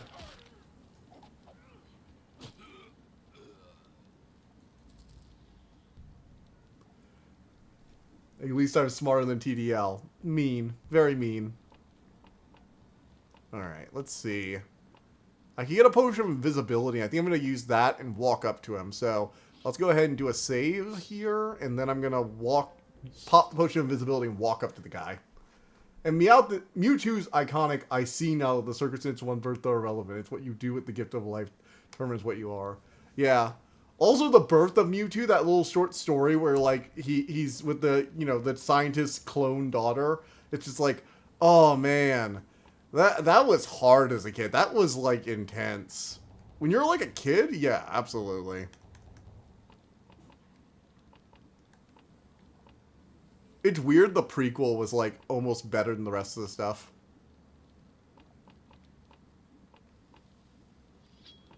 What the hell is this effect? Look at this invisibility effect. I went all wobbly like I was in a funhouse mirror for a bit. Oh, I can do stealth attacks from behind now. Okay. Wow. This thing is OP. Oh, well, it's a quest item, I think, so I have to get it. Not mean, TDL, I'm hurtful. Great counterpoke. I'm not joining you to being mean for TDL, but I can admire a great counterpoke like that. I guess I dropped the steel greatsword, honestly. It's eating up, like, a lot of room. I probably should drop the shield, but I'm not sure how much space these take up. I could drop the shield. I'll keep the shield. I might need it. Whereas I have better weapons. That's beside the point. Pokemon is great. I mean, yeah, I think we can all agree Pokemon is great. I still think, aside from some of the movies, I think that Diamond and Pearl is peak. Actually, one of the things I really like about Diamond and Pearl is their movies are actually like a series. So if you watch all the Diamond and Pearl movies, they actually, like, matter. Like in, so you first had Rise of Darkrai, where Palkia and Dialga showed up. And then you have, Shaman and Giratina, I forget which movie that one is. And then you have and then you have the Arceus movie. And all of them lead into each other. Like, they actually flash back to the movies. Like, oh right, Dialga and Palkia, we haven't seen them since that one town with Darkrai. What about Giratina? We worked with you, why are you fighting, buddy? TDL. Listen to Why Does It Hurt When I Pee by Frank Zappa. Peak. Wait, what? It's actually called that? Oh, man. That's a weird name. Wait, is that it? Did I get the whole dungeon? Or is that just, like, the way through? Let me go back into the dungeon and make sure I didn't miss anything. I feel like I probably should have. Although I did get the charts for that guy. So... let's go back into the dungeon and make sure we didn't miss any loot. There's plenty of good loot to find. Like, even the scientist himself as well, you can't help feel sorry for him clinging to the hope of bringing back his daughter. He lost his wife and then lost his daughter again. Yeah. You are supposed to kind of feel really bad for the guy. Especially when, like, the only one who survived was Mewtwo, and, like, honestly, that must just hurt. It's like the government, the mafia essentially went to you and told you to build a super weapon, but they'd let you clone your daughter, too, with the same tech. And it's like the only clone that survives is a super weapon. Don't remember this? That's why peeing hurts you. The postal guy? Why? Gods. One of the only games with a dedicated urinate button. It shares that with Okami, by the way. Yeah, Okami also had a pee on things button, because it was a dog. I would say it's undignified to have the great Amaterasu as a dog peeing on things, but then I remember some of the other shit Amaterasu got up to, and I'm like, no, that's completely in character.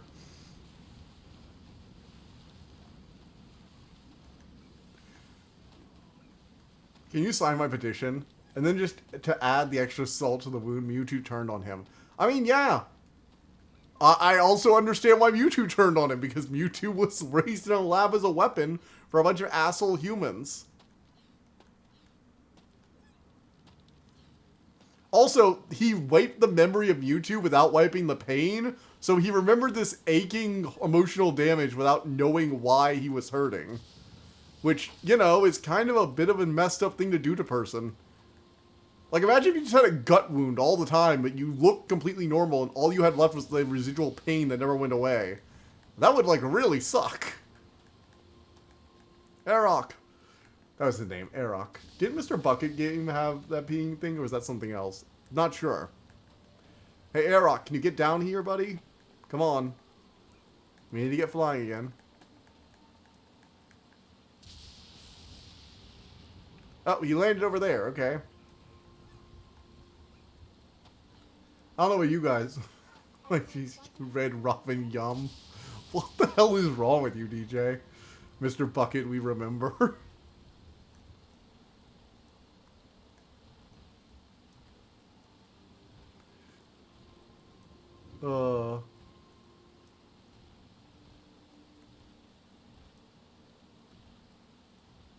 Wasn't that the indie game? Wasn't that indie game I played, Mr. Bucket, on the island with the Survivor reference? Nothing is wrong with me, only right.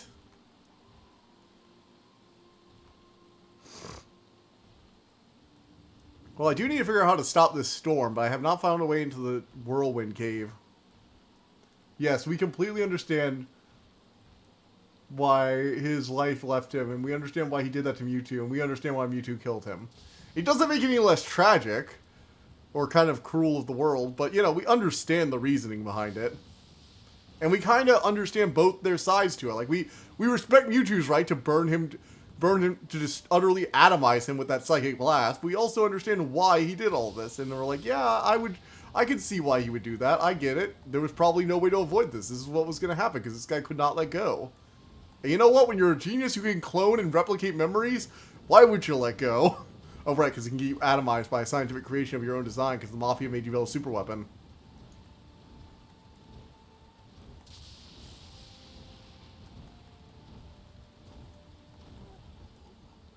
Alright. Yes, the indie game. YouTube should have kissed him, bro.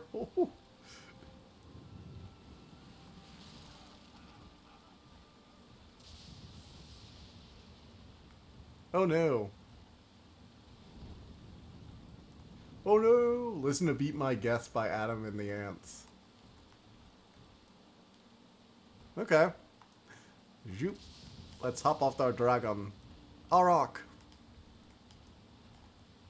Can you imagine flying in rain up in the sky with nothing but like chainmail metal over your bare skin?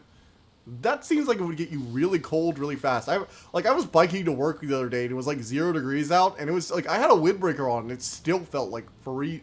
It was still really cold with the wind chill. Wind chill is no joke, kids.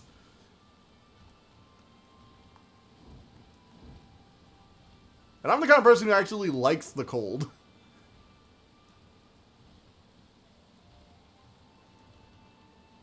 How is she not already frozen to death?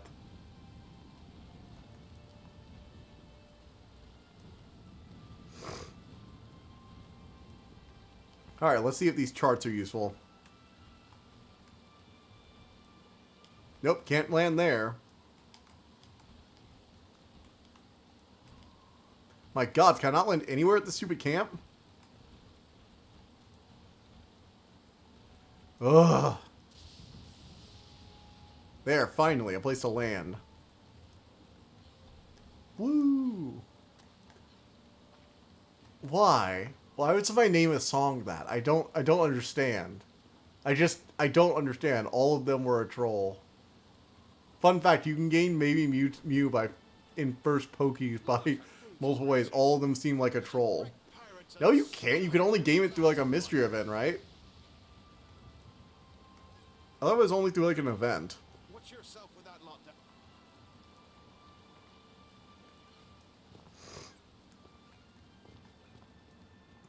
Stick Out by Frank Zappa is also a great song. Read the lyrics. You found them. Will you guide us to Ravenshold then? If you can kill that damn shaman, we'll sail on the next tide. There's not a ship in the ocean that can sail through that mess. Okay, so we gotta go kill the shaman now. Be nice if there's a store. Is there a store around here? Because I'd really spend all this gold I keep acquiring. Like, I have a bunch of ancient scepters and shit. I'm sure somebody will be willing to take them off my hands. There's always a video game merchant willing to take them off your hands. Come on, there's gotta be one around here. It's Bone Grinder's curse on this place. Once you get Uh-huh. Gotta kill the shaman. Got it. Bone Grinder the shaman. managed to tame a dragon. Takes like Yeah, the Order of the Flame is back. It's all the rage, people. Haven't you heard? Dragons are back. It's gonna be fun. Alright. Well, this looks like an actual place. Maybe there's some people. That beast of yours is a wonder. The way he talks. Listen, I want you to have this. Oh, cool. The bone grinder. It could come in handy. Not once, but twice he tormented Mewtwo. Yeah. Information about this shaman. Sebok was the only one worth a damn. But unless you can cure him, there's no one. There are a few of us left on the outpost. Master Sebok was the only one Holding us together. If he dies, it'll be chaos. Okay, we need to find Master Sabak. This is a sailor's graveyard. Of lace of witchery.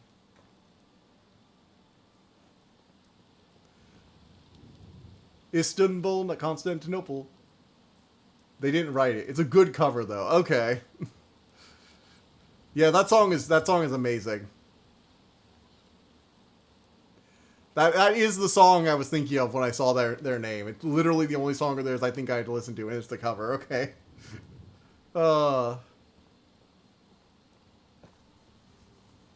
Alright. Climbing this goddamn ladder so very slowly. This is a sailor's. Yep. And they have multiple lines of dialogue repeated by my people. Like, they don't only just have, like, 5 NPCs in this place. They also have some of them repeating lines. Ah, the good old days. Okay, I'd like it if there was, like, a speed-up ladder button, but jumping will just make me die, so... They aren't just that damn song. It's a good song! I'm not insulting, though, just saying it's a good song. In my mind, Return of Dragons would look like Raid on London by Germany to make little bloody vampires vulnerable. Then you can say that every vampires are a little bloody. Alright, so we need to find... Let's see here. Gruul base. We need to find Sarval.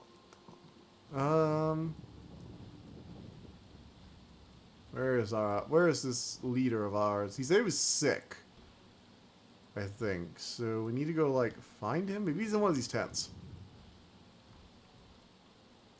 But you listen to them like they're a one-hit wonder when they're not. Okay, I will listen to more of their stuff. Chill. Chill, my dude. You told me to listen to people I like a song for, so yes, I will go check them out.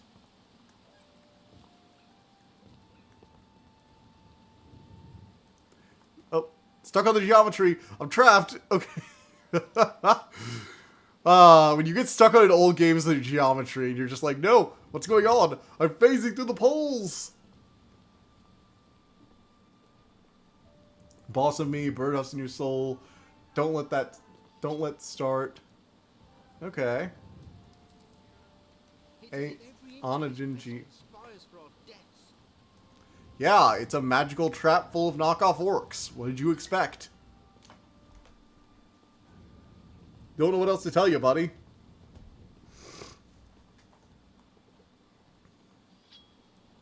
Alright. Nope. You know, there's a familiar jankiness to this. I'm reminded of old GameCube games. I know it's from, like, the same era. It's PS2 games, so that's why it reminds me of that era. But, man, does it remind me of some other action games. Not as polished, like, graphically speaking, but, man. Oh, boy. Just waiting for these storms. Just waiting for the storms to clear. Okay, so we still need to find Serval. The Pokemon the first movie, Pokemon 2000, and Pokemon 3 spelled, you know, all have wonderful music. Yeah, actually, most of the Pokemon games have pretty good music. Like, I mean, most of the Pokemon movies have really good music. I know they went for more of a pop direction later on, but they still have good stuff. Although I do get what you're saying when you call out those three specifically. They had some really good, like, non-pop music. I like a lot of the pop songs they have in the later movies, but, man, those, like, soundtracks... Remember that, like, flute soundtrack they had for 2000? Like, the theme they had for the Beasts of the Sea? Oh, damn, that thing was crazy. That thing went so hard. Oh, there is an armorer here. I can spend my money. Club good. Ooh, new armor. Scale armor. Oh man, this is like most of my budget, but like I gotta, right? I gotta get this. Also, even the heavy plate mail has a boob window. Because of course it does. I mean, look at that. Alright, let's see how it looks. Oh, right. We gotta sell some stuff first.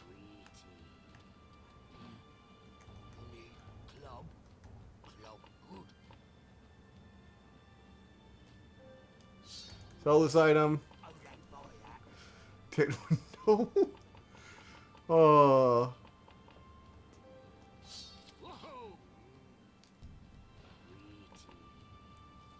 Why? Why? Oh. I will never find it not amusing that Ash got canonically kissed full in the lips by a Pokemon. Yeah.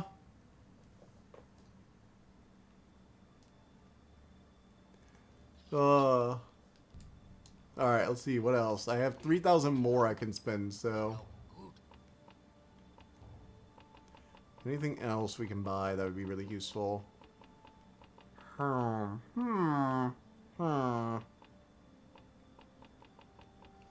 guess we should buy some more potions.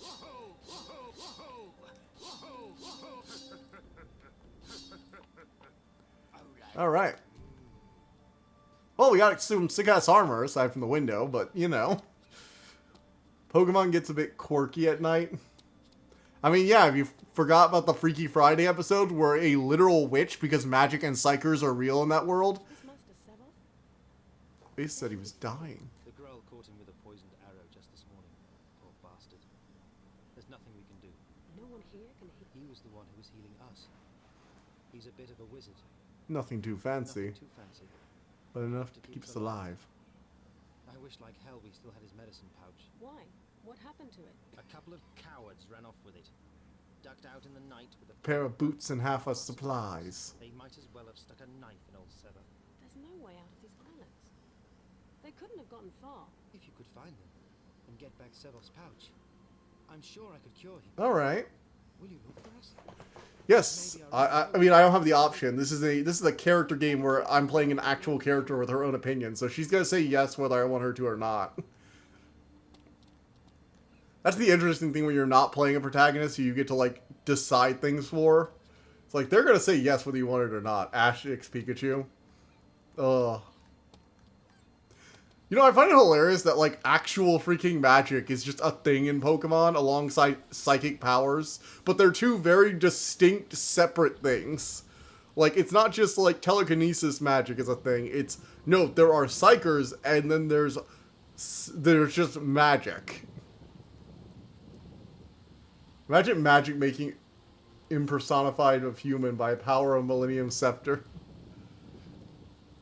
Millennial Scepter. Let's see. Do we have any... Nope, we don't. We're going to have to look all over the place for them. I mean, I guess we don't have to look too far. We have to look to the places a human could reasonably have gotten, I guess, from this area. So let's head around the beach, maybe? Look for a pair of... They mentioned a pair of boots, so I'm guessing that's going to be one of the things that's going to show us where they are.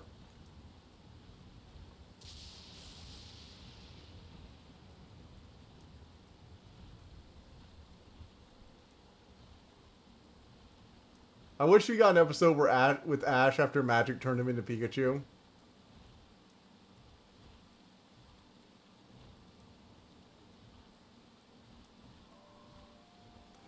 I've seen stuff about Lucario. Yeah, it's because he can talk, and because he had that weird soul bond thing where he thought Ash was his like former partner or whatever.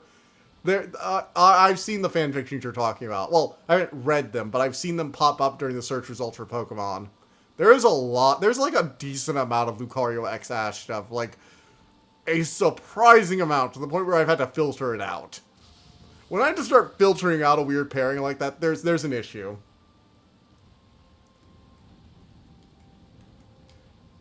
Have you not watched The Mystery of Mew? Watch The Mystery of Mew and then you'll understand.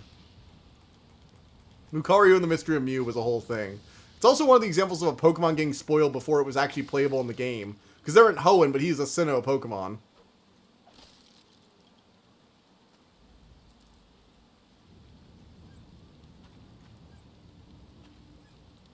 It's not super common, but it's common enough that I've seen it often when I was searching. Lucario x Goku. Lucario versus Goku.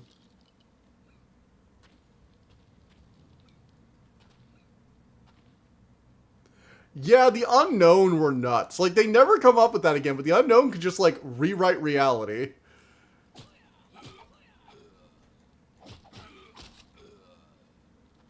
They die easy.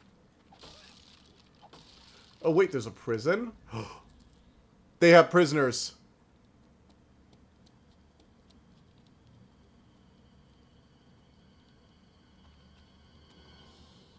Alright, we gotta go save that guy and probably get the boots back. And the medicine pouch. Also some serious... Hey, it's me, Goku. Go away, Goku. We're not interested. We have neither meat nor a good fight.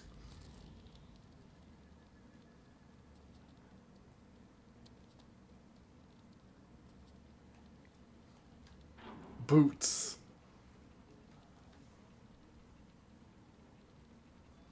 Boots, boots. Puss in Boots. We just need a cat.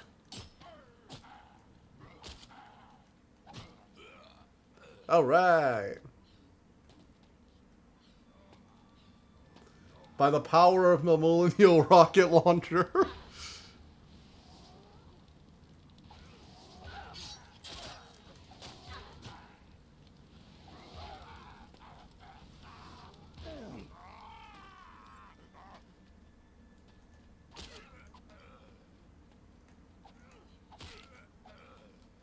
Alright, now we gotta pop a healing potion and a save.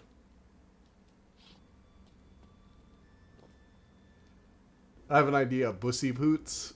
What? Alright. Saving on the Andrelian Idols.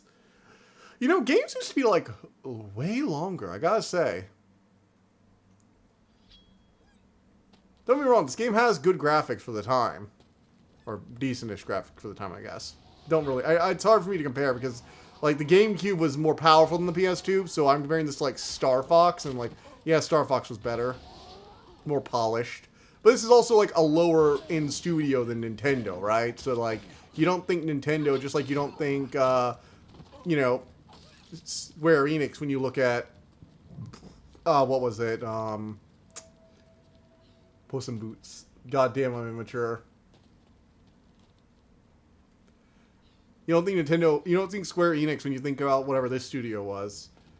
So, or when you think about, what was one of the ones? The creators of, what was that one that, like, people were memeing about for a while? Because of the dialogue. God, I'm going to be more specific about that, aren't I?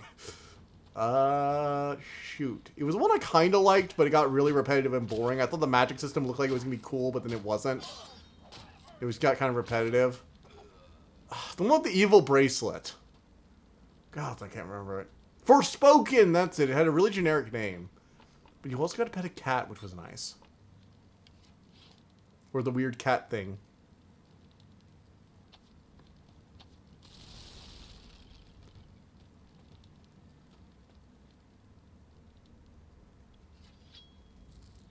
Alrighty. Hi, Guardians of Ice. Well, personally, in terms of Twilight Princess, I think it was more immersive. Hi, Guardians of Ice. Oh, never mind. Well, damn, I was wrong. But yeah, you don't think like Square Enix when you think that. Although, I'm not actually sure. Was that published by Square Enix? Because it does have a lot of their style.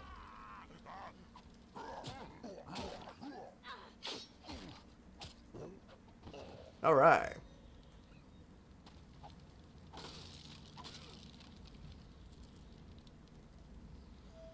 There was a point somewhere in that conversation. I'm not sure where it went.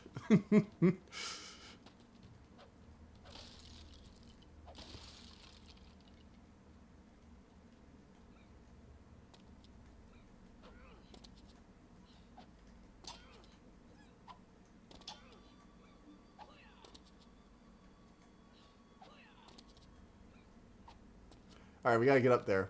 Guess my sword swing isn't big enough. God damn it. I actually have to jump on the smallest one. To the medium one. Got the jumping... Ah! Do not mention that abomination of a show and blatant waste of money, Dio. I actually haven't watched High Guardian Spice, so I have no idea. It was a Crunchyroll original before they got folded in with Funimation. We're not going to get much more of those anymore. Not that I really remember any of them being that good, but still. They were at least trying. Oh, also, one of the interesting things is I was talking about elevators not moving without any way to tell, but they actually show the counterweight. Look at that. They still show the counterweights and stuff like that, like all the systems. They actually have like a big old stone in some of the catacomb areas. Like in this one, you can see like the winch and everything. But in a few others, they literally showed the boulder on them, like in some of the older ones in the swamp. And I was just like, wow, some counterweight action showing how the elevators actually work. It's a little nice touch. Something only I and like 5 other people care about, but still a nice touch. Do or do not, there is no try.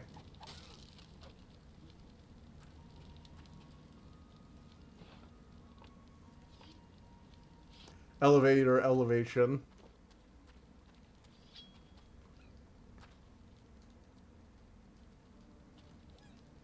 So where'd the human go? Well, he left with this guy. Into here? I guess he got taken upstairs. I guess I missed him? Unless he got, like, taken out, like, the trash in one of the corners. Nope. Main thing that pissed people off about the very existence of High Guardian Spice, they used the money that was supposed to go to the anime workers to fund the creation of it. Really? Oh. Yikes. That's yikes.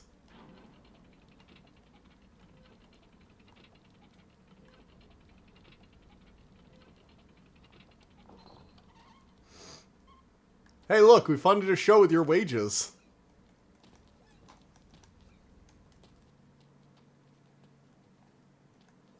Alright. Okay, this looks like a boss area, or some kind of like big swarm attack area. So we're going to go ahead and save here. I'm hoping we can actually do this and people pay Crunchyroll to support the official release.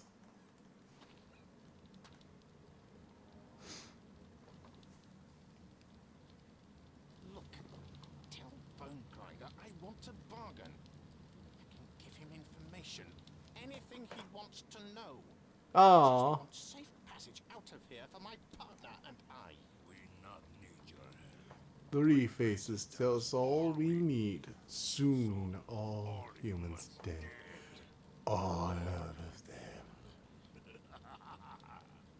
Wait, what are you doing? That's what you get. That's what you get, sellout. Live in the hive, puckered up my every night kiss of death embrace here. I stand underneath the marquee moon. And then just to add insult to injury, they filled it to the brim with I mean, again, I have not seen the show, so I cannot speak on its quality at all.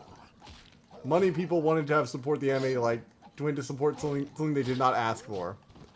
That is also true. Whoa. Who's shooting me with fireballs?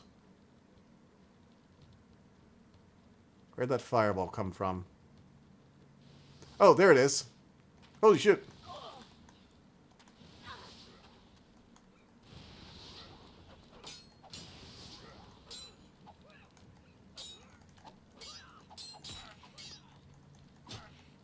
Oh, shoot. I'm going to sell out and make pop.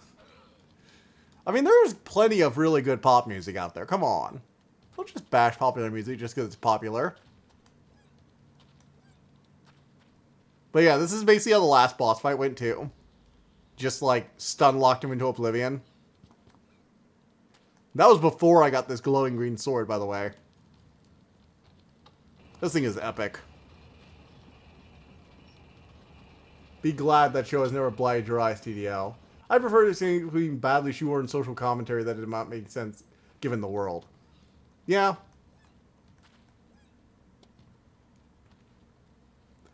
Ugh, frickin' hell. I mean, don't get me wrong. If it's shoehorned in there really badly, that could just be, like, detrimental to the show overall. It doesn't matter what side of the political spectrum you're leaning on. Oh, no. Oh no. Let's go. TDL, bad pop still exists. Yeah, and bad music exists for every other genre too. It's just bad pop gets shoved in your face more because by definition it tends to be like popular-ish or using popular styles. So more people tend to like it even when it's bad.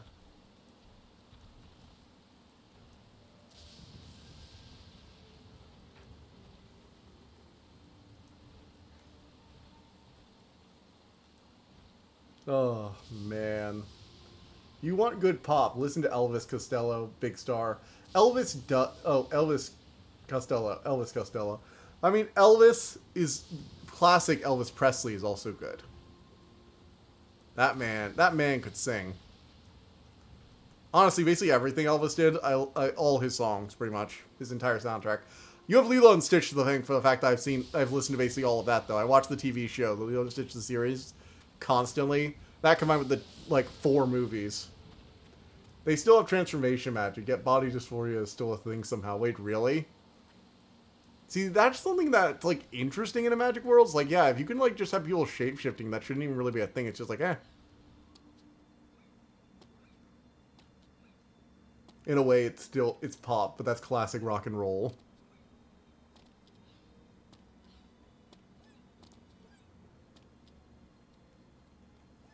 Whoop, whoop, zoop, loop.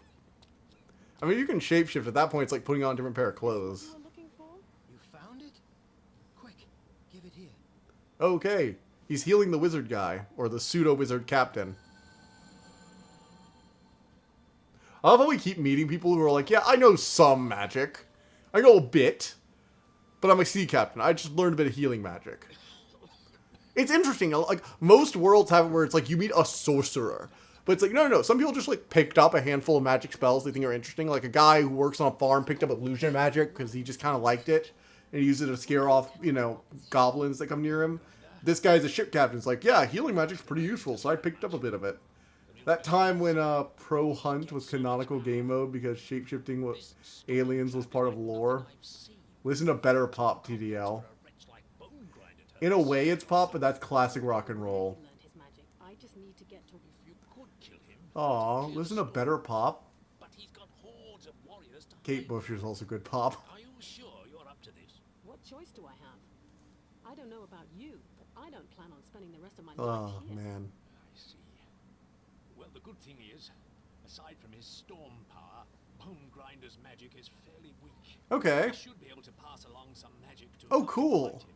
That's good to hear. I'm afraid I'm still a bit weak from that poison, though. I'll need to I need replenish to replenish my power. There's a mine to the northwest where the ground. Dude, I could just give you a mana potion. If you could sneak in and get Come on, can't I just give you a full restore mana potion? Like, I have like 12 of them in my bag.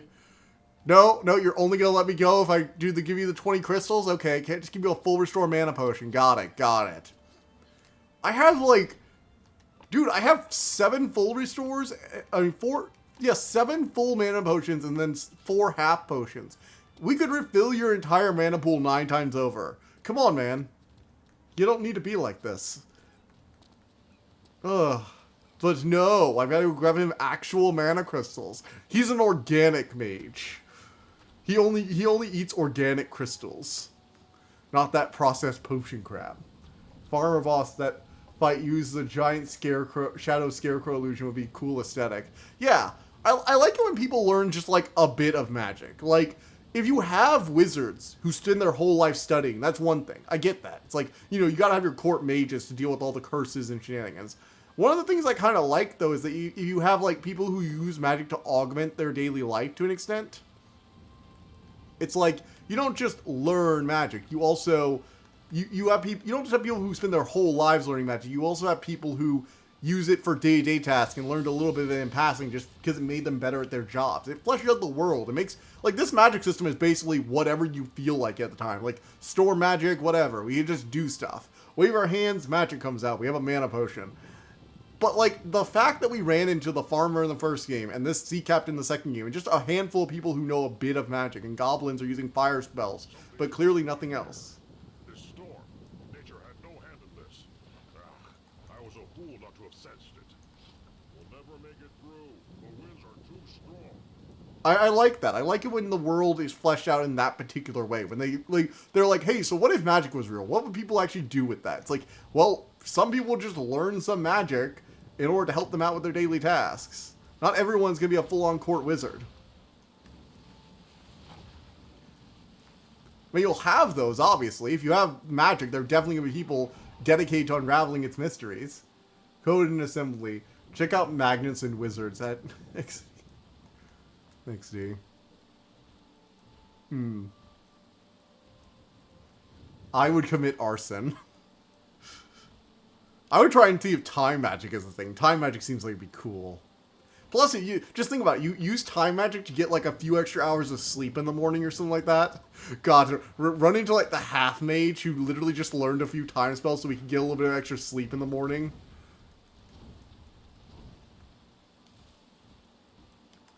Zoardo. Looks like a Minecraft mod.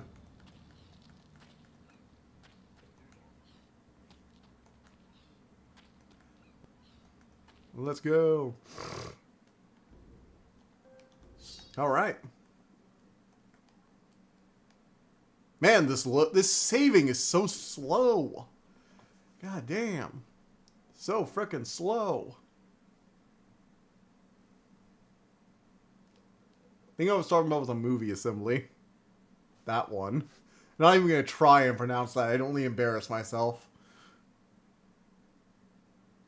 What the hell? What is going on here? Jeez, it's loading a lot of stuff. This is going to be a long dungeon, I can tell. Oh my. Or maybe not. Just loading all 50 magic crystals. Oh joy. Collect the magic crystals. And of course, regardless of how large they are, we're still going to carry... Remember, we can somehow fit into our pockets only like 3 swords in a set of armor. But we're going to carry like 50 of those. No problem.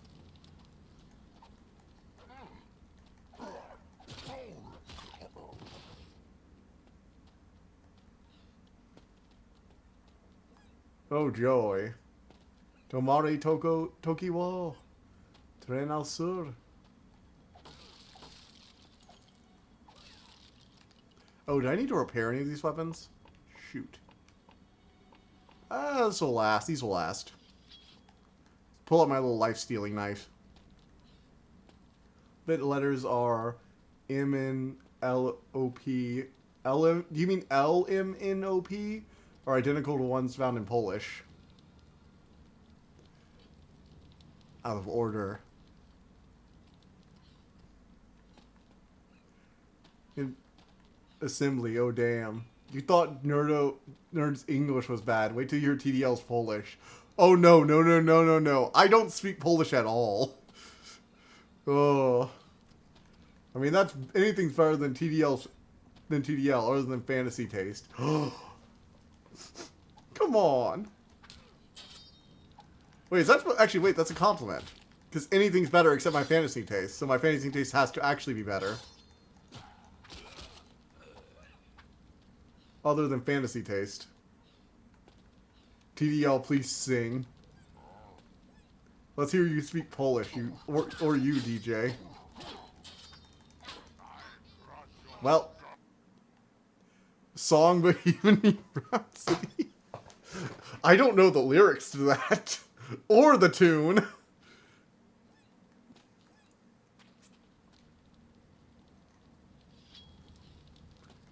My flaming... What do you even call this? I don't even think this is a scimitar. This is like a...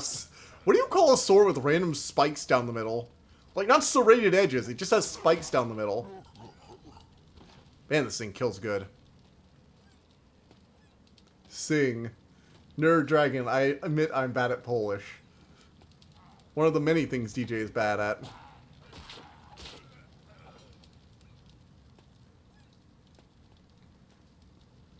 Okay. Yeah. Die. Triple hit combo. You gotta be careful not to miss any crystal shards. I guarantee you they didn't put more than 50 in this biz. There's gonna be exactly 50, and I'm gonna have to find all their locations. That's gonna be tedious. You know what? It's about 10 o'clock. And I'm pretty sure no one wants to watch me go down a tedious crystal hunting list. So we're going to go ahead and stop here for tonight. Seems like a good place. I'm bad at life, but I still have better music taste. You know what? Music? Absolutely. You 100% are better at music than I am.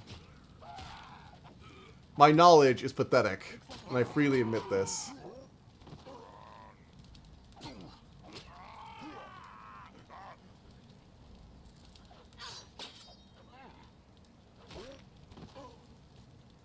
All right.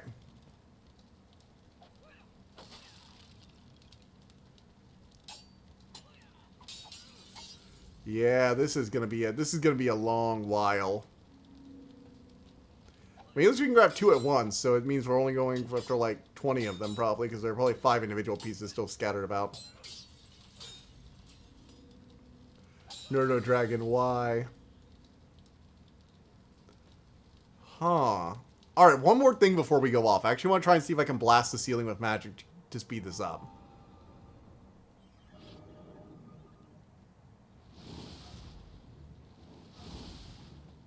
No, that didn't hit it.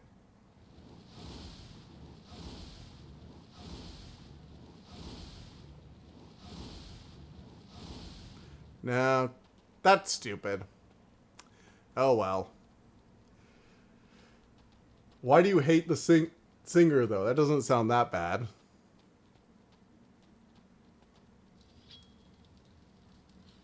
It's nothing more but the vulgarity of, like, the lowest of low. Nerd Dragon. Oh, now I understand. He does swear a lot.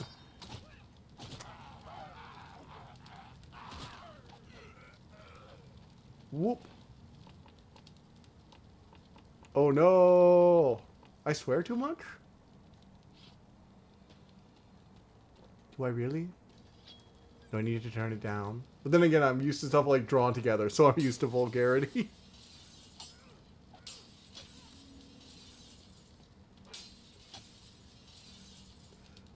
I like stuff like drawn together. Drawn together was kind of nuts.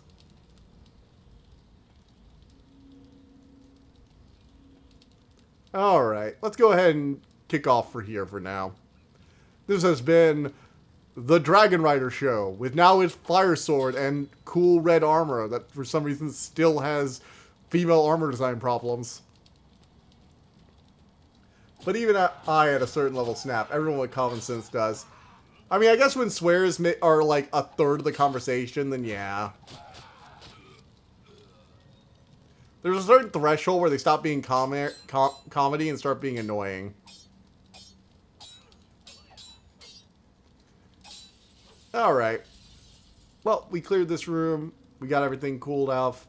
Let's go ahead and log off for tonight. Problems. So, yeah, what do you guys think of this game?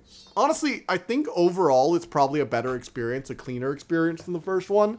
But the camera is definitely something that takes some getting used to. I don't know. I think the better one had tighter controls overall. But the hits are more consistent. And the gameplay is overall better here. Plus, I like having a mana bar. It's fine. Yeah, the game is cool. It's fine.